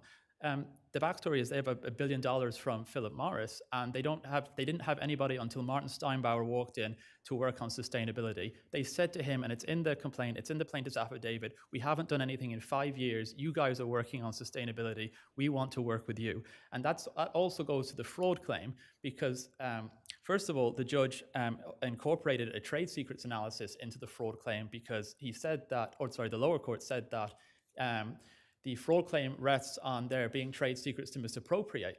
But fraud just requires a misrepresentation of present fact. They represented that there was a grant process that they would be submitting for. There was no grant process.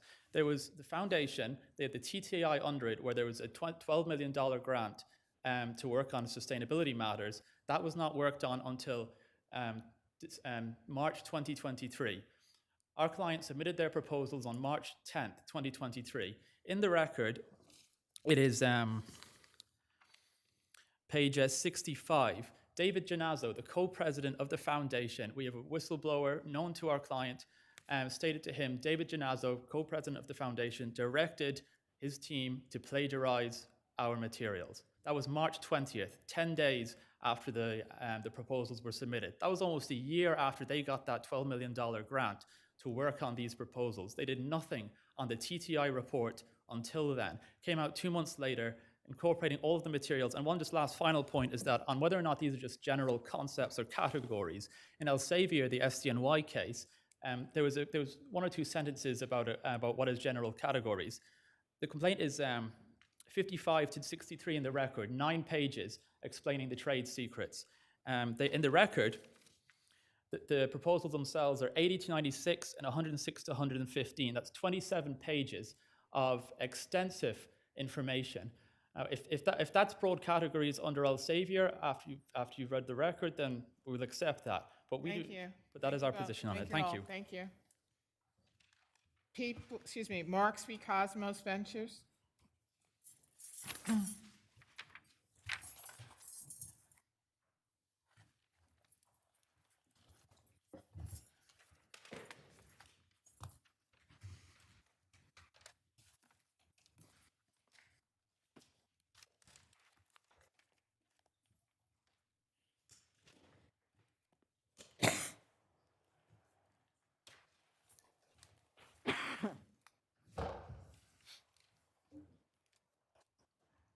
Yes, you may proceed.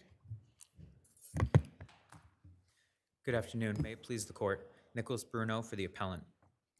Motion court incorrectly granted defendant's summary judgment because defendants failed to establish their prima facie burden concerning notice, duty, and causation.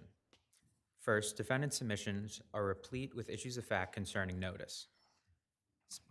Related to the bathroom, the earliest point at which they received notice was December 6th when decedent notified Trump administration of mold in the bathroom. Then both defendants absolutely had notice on December 10th when defendant Trump sent that notice to, or sent the email to defendant Cosmos with So let's assume that we agree with you on notice. Okay. What about causation? On the issue of causation, it can't be determined as a matter of law on this record. Why not? As an initial matter, it was not properly it's not probably before this court because it was not decided or discussed by the motion court. Did they raise the issue of causation and put in evidence in an effort to discharge their prima facie showing? They did. So if the court wants to address that issue on the merits, we still maintain that we raised the triable issue of fact, specifically because we submitted the five borough mold inspection report, which should be viewed with the report from Planet. That doesn't have to do with causation, right? That has to do with whether mold was there. Correct, but They put in 2 experts who said that there couldn't be any damages from this, whatever it was. What did you do to dispute that? So we submitted the report from Dr. Basri. Okay. And What did Dr. Bostry say? he concluded that the symptoms, that decedent's symptoms were causally related to the exposure. Did he address the fact that the levels of exposure?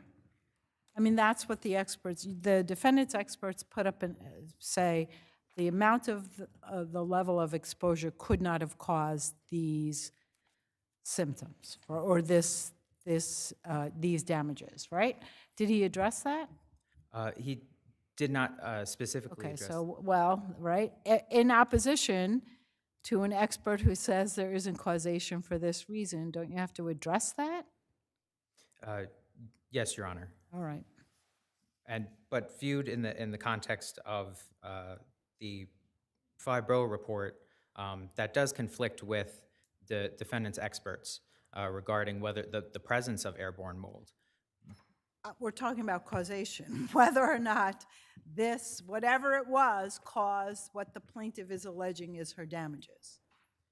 Yes, Your Honor. Thank you.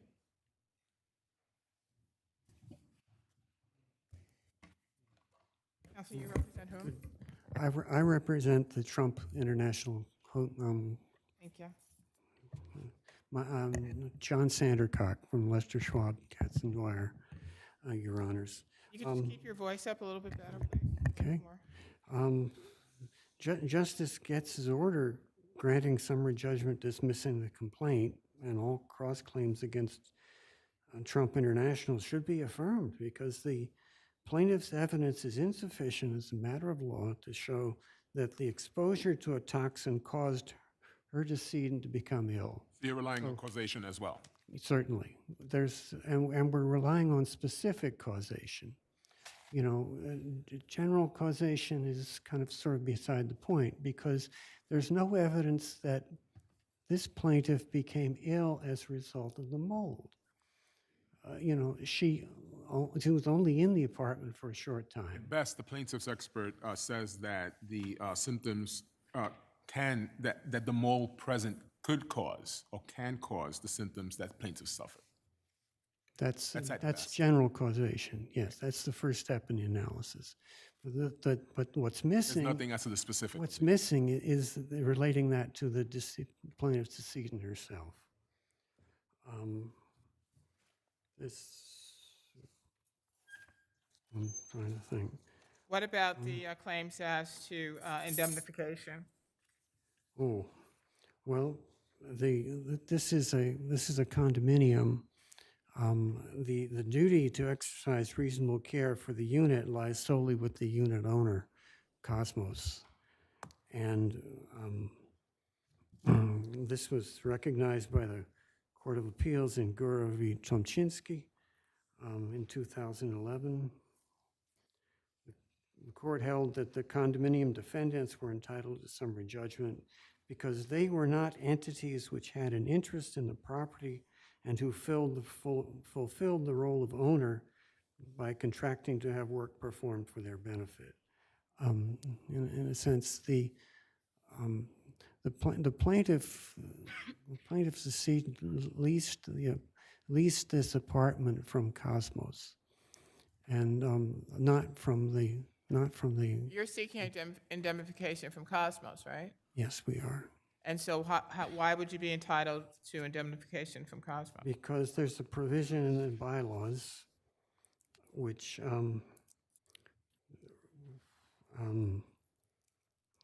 holds that. Was there is there anything in the record which would suggest that Cosmos did anything in terms of the alterations, or that any alterations conducted by Cosmos created any type of condition? No, except alterations are defined in the bylaws as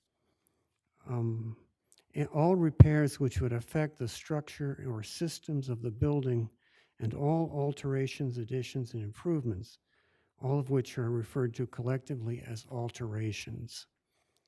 And so the unit owner is obliged to indemnify the manager and the board against any injuries that arise out of those alterations, any of the work done. Thank you. Thank you.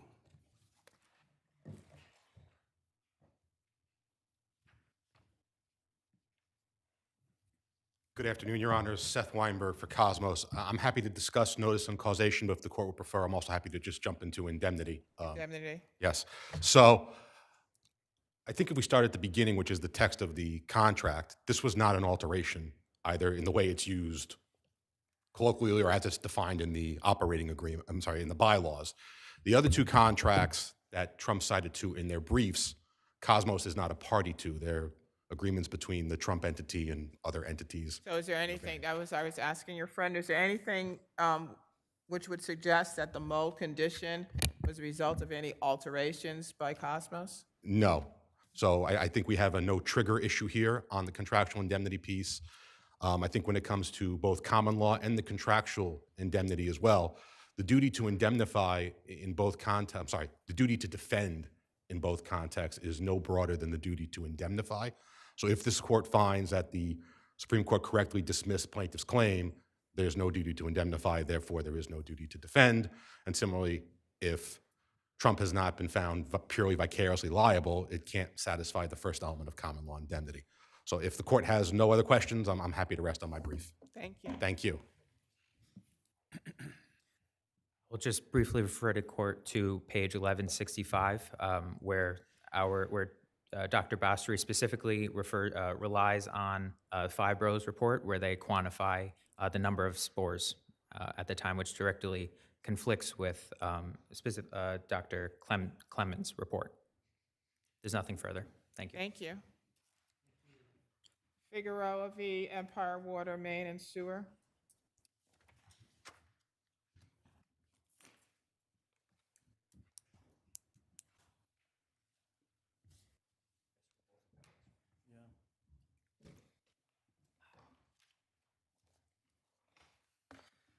Good afternoon, Your Honors. May it please the court, Matthew Corcoran for the appellant responding Corona Ready Mix.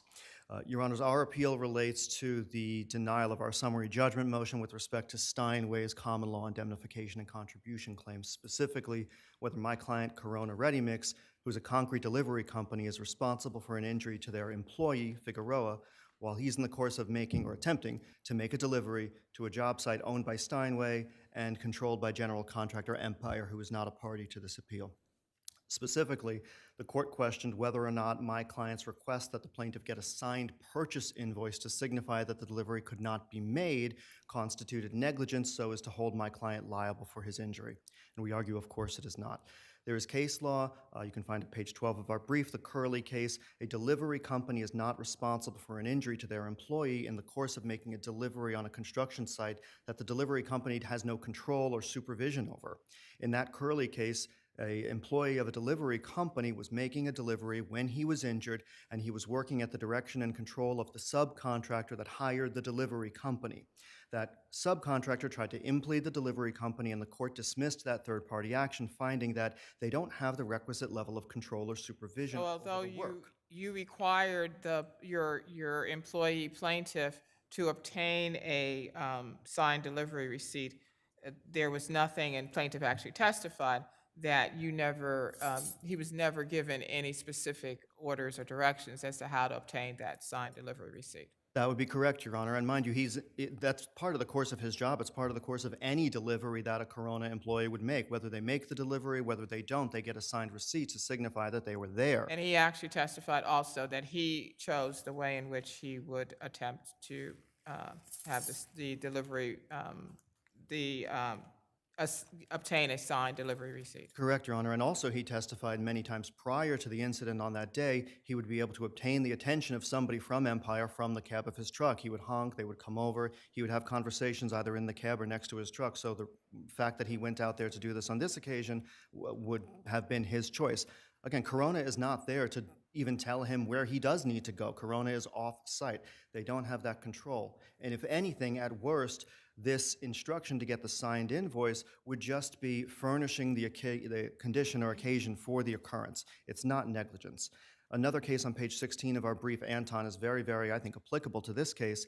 In that matter, there was an employee of a subcontractor who was injured on a site when he was in an area that everybody testified he was not supposed to be. And the court said, even if we presume that for the sake of argument, he should not have been in this area, and he knew that, that wasn't the cause of the accident. It furnished the condition. The cause was when somebody dropped a cinder block from a 6th floor height and hit the plaintiff in the head. Similarly here, us asking him to get this invoice didn't cause the accident. It was one event in the chain of events that led up to the occurrence, but it's not the cause. Thank you, Your Honors.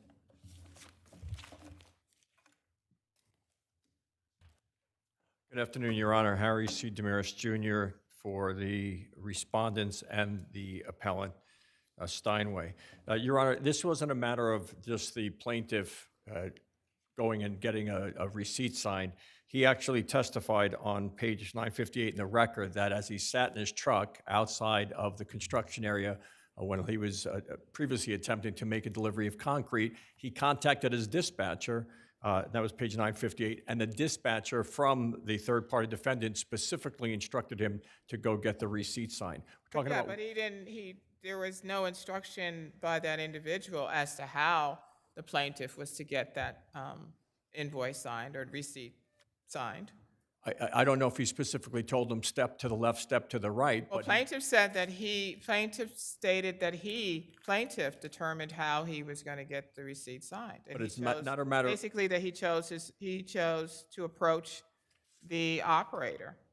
It's not a matter of how he had chose to get to approach the operator, Your Honor. It's the fact that he was reluctant to do it himself, so he contacted his employer, and his employer instructed him, again, on page 950, he said, my dispatcher told me, go get the receipt signed. Right, but he didn't say how to go and get the receipt.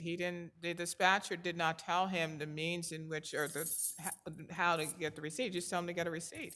And I think we said something, I know counsel noted this, but also Ellis v. J.P. Morgan, same type of thing, where there was no direction by the employer to the plaintiff as to how they were to go about to obtain a receipt.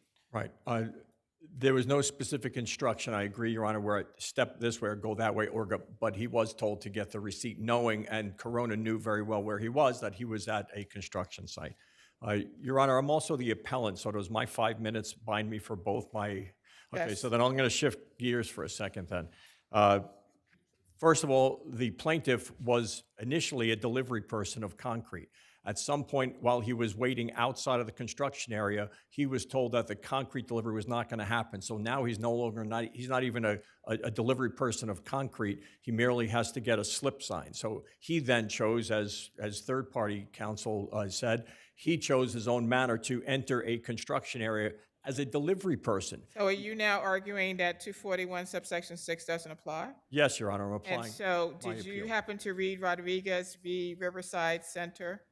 Yeah, I've read all the cases that And did you happen to notice that myself and Justice Scarpula, I believe, were on that matter, which was very similar to this case where the individual was delivering cement to a site and was directed where to go. But more importantly, we stated in that case that it did fall under 241 subsection 6. We got to the point, though, in this situation that he was no longer delivering concrete. While he was outside of the construction area, he was told that the job was done. He testified that he saw the metal plate And was. that's what you're saying, we should decide that the labor law doesn't apply? Because at the moment that he's on the construction site and he's delivering, somebody says to him, we're not going to get to it today, then all of a sudden all those protections, That's the Shaw case. even while he's on the site, go away? Yes, Your Honor. I don't think So, so. okay, so let's. I don't think that's what we. So let's assume hypothetically then that he is now part of the construction crew, if that's what the court is. No, he's on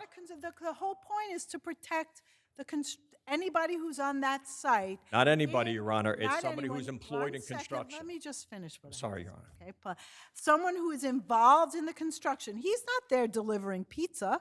He's there as part of the construction. He's there delivering a receipt at the time that he's injured. Well, that's part and parcel of what's required for his delivery, right? The delivery was canceled, and now he has to get proof that he was there. As the direction of his employer, he had to get. We're proof back that to he was that. there. The There was point no is doubt the that he was there. The reason he's at the site was to deliver the cement. Construction materials. So Construction materials. The obtaining of the receipt, a signed receipt, is part of his job of delivering construction material. So is the delivery of, if the delivery of concrete is part of the filling of the excavation site, that arguably makes him part of an excavation crew. That's his Did we role. ever say that in Rodriguez or in any other case? But it's a different case than this one, Your Honor. He is actually there to fill. The only work that was going on was excavation. And excavation, part of concrete, is an integral part of excavation. So if that's the case, there's no violation of the industrial code of 23-9.5, because he's also not struck. It says, no person other than a pitman or an excavating crew shall be permitted to stand within the range of the back of the power shovel or within range of the swing of the dipper bucket while the shovel's in operation. So arguably, we could see that the shovel may have been in operation if it's backing up, but he didn't get struck by the power shovel. He didn't get struck by the swing of the dipper bucket. And there's no language in this industrial code that says if your foot gets run over. Your foot can get run over by any piece of equipment, but this specifically, the 23-9.5 is excavating machines and the characteristics of an excavating machine. There's nothing in the record that he got hit by any characteristic of an excavating machine. His foot got run over. Thank you. Thank you.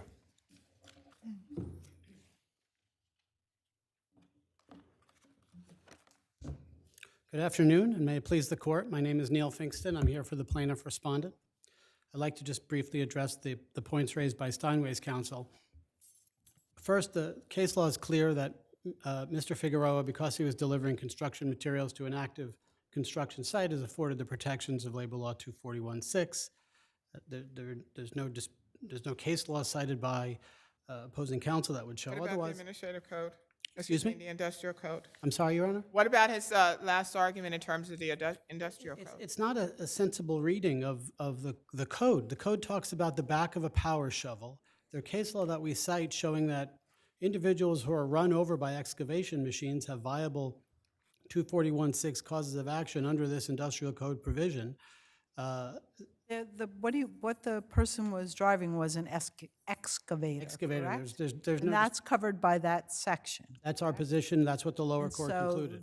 So I guess the argument is only if the front part hits you, but if the back part hits you, you're not covered. If the front part hits you, you're covered. I believe the argument, Your Honor, is that It has to be swinging. well, the code provision makes reference to the back of a power shovel, and I believe the argument is that somehow the back of the swinging part is the only part that can strike someone at a construction site to trigger the Isn't application. the function of the equipment the key? It's the function of the equipment, whether it's denominated as it is here, a power shovel. The title of the code provision is excavation machines. The case law that we cite, the Heliopolis case, the Kuna case, reaches the same conclusion. And Mr. Figueroa is there to deliver concrete. As the court has recognized, he's not digging, he's not fixing a sewer, he has nothing to do with the excavation. Although he's covered by 241.6, he is not exempt from coverage of the industrial code provision. The trial court got it right here, and we ask this court to affirm. Thank you. Thank you. Your Honor, Steinway's counsel didn't get to address the contractual claims, but I think they're very well briefed, so unless the court has any further questions, we can rest. No, thank you. Thank you, Your Honors. Last case for argument is People v. Juan Rosario.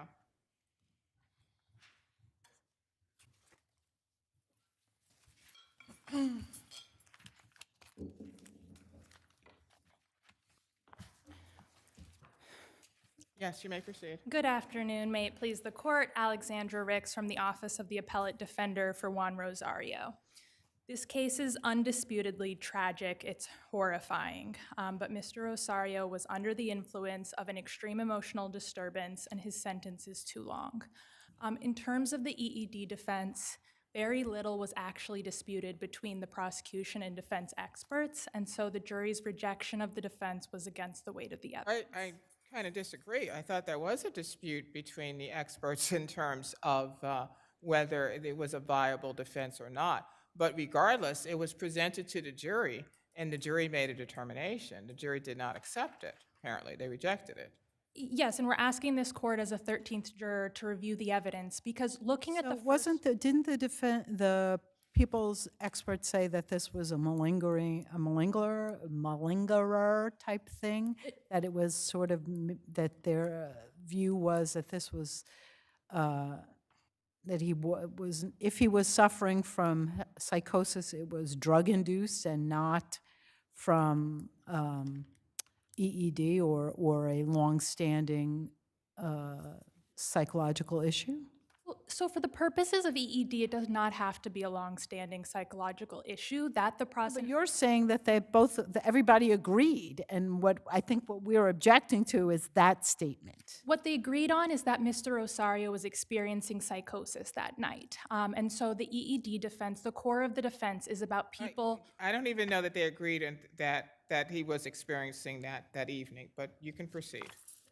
The prosecution's expert believed that Mr. Rosario had psychotic symptoms that were substance-induced. He acknowledged that he had psychotic symptoms when he perceived his family to have body swapped.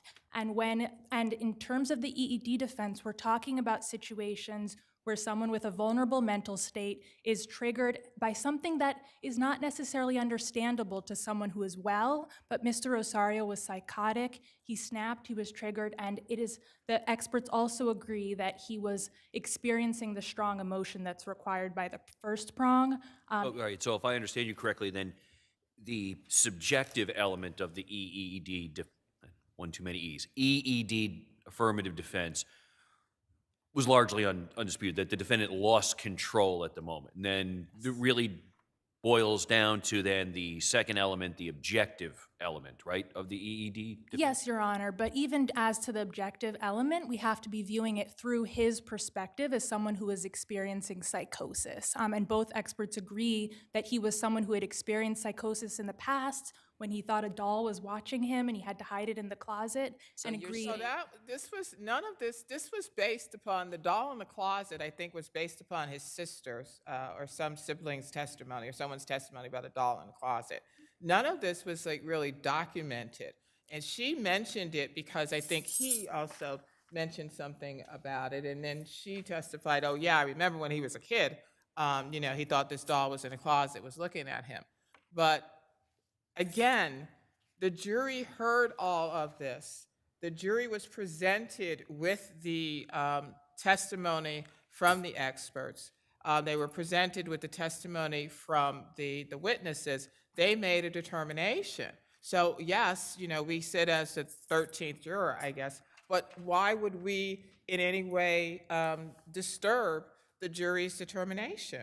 Well, briefly, Ms. Lopez did testify that he experienced these psychotic symptoms. The doll incident was just a couple weeks before the 2014 stabbing, and she testified to that as well as other experiences like the TV, the TV people And on the the toilet TV is something watching to about him. he had a fear of toilets and he destroyed a toilet when he was younger.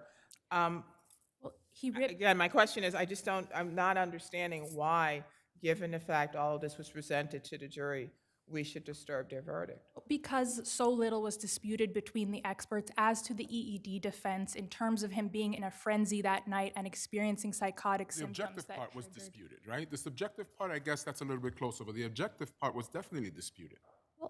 The prosecution's expert's ultimate conclusion was that he did not meet that standard, but again, he agreed that he was psychotic, and then it comes down to whether, from his psychotic perspective, that trigger can explain his out-of-control emotion that night.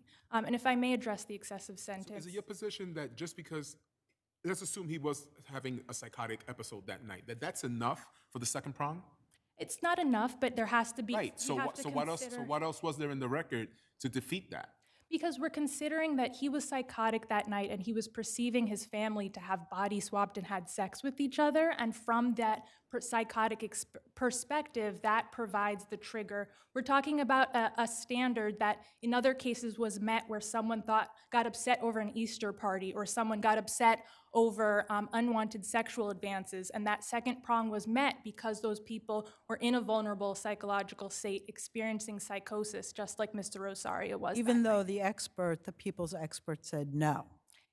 Again, You're saying the jury wasn't entitled to credit that testimony? We're not saying that, but the So expert then did not. if the jury credits that testimony, you lose on that issue, right? Again, the prosecution's expert agreed that he was having psychotic symptoms that night. and We're so the talking jury- about that the expert said that the objective evidence was, he testified directly, was not enough for EED, right? He Do we agree? testified that his conclusion was that there was not the reasonable excuse. If the jury accepted that testimony, then that would be sufficient. We would submit that it was not reasonable for the jury to accept, Also, is to your reject. position that a psychotic, if he was suffering a psychotic episode that was drug-induced, that's sufficient to establish the second prong? It does not matter that if I look to this Doesn't court's matter whether it's decision. drug-induced or not? Correct. There's a case So we you, could, cited. so you could voluntarily take induced drugs, causing a psychotic break, and we're just going to ignore that? Yes, You Your can Honor. answer that on rebuttal.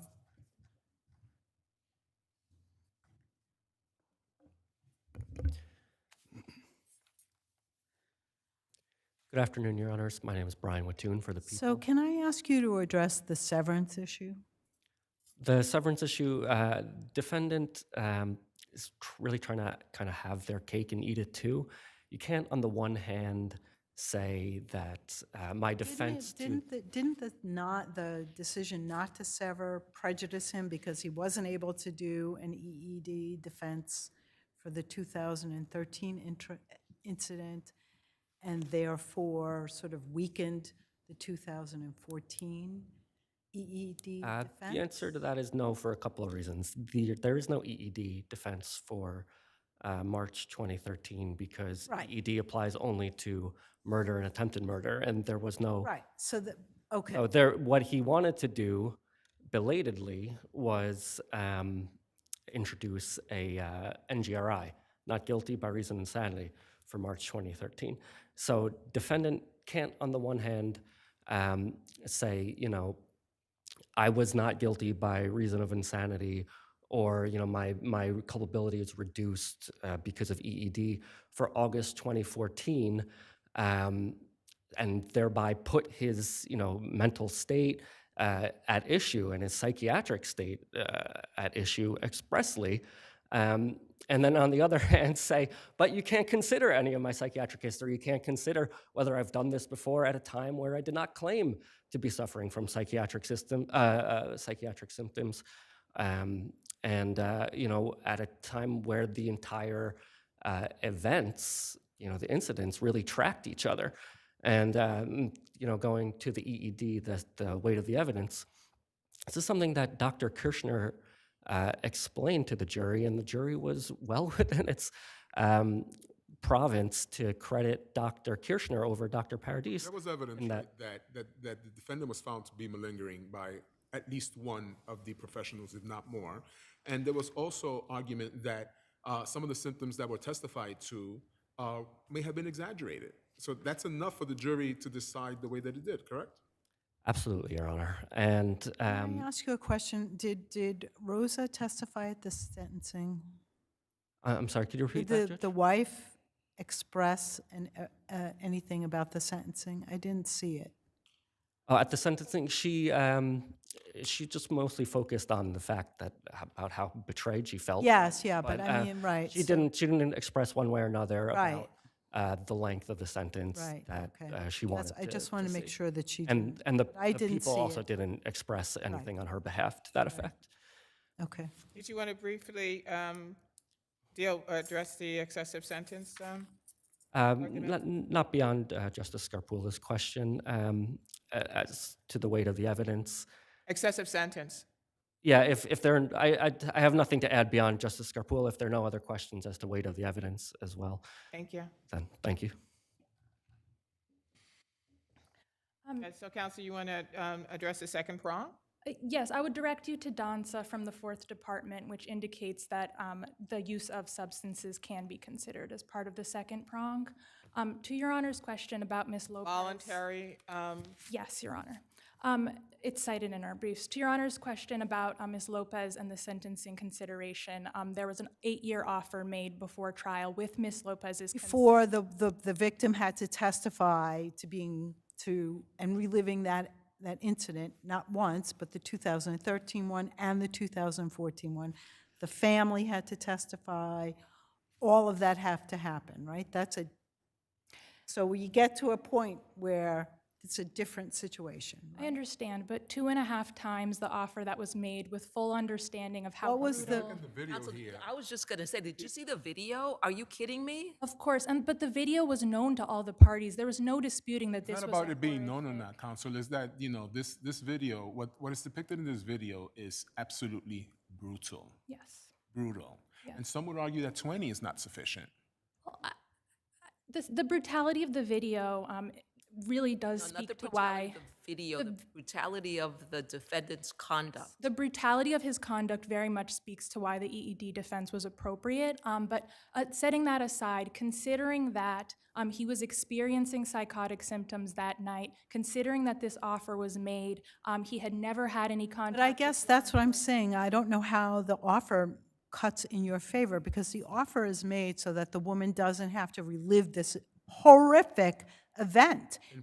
In part, obviously, in front of a group of people she doesn't know, she's never met, and go through the whole thing. I mean, that's part of the calculus, right? I understand, but if you look to the disparities in the cases cited in our brief, like this is the kind of disparity that is considered an inappropriate trial tax. And so considering that, his family support, his changed physical circumstances now that his leg has been amputated, the fact he could not accept that 8-year offer because he knew he would be deported. I'm sorry to interrupt you. What would be appropriate then?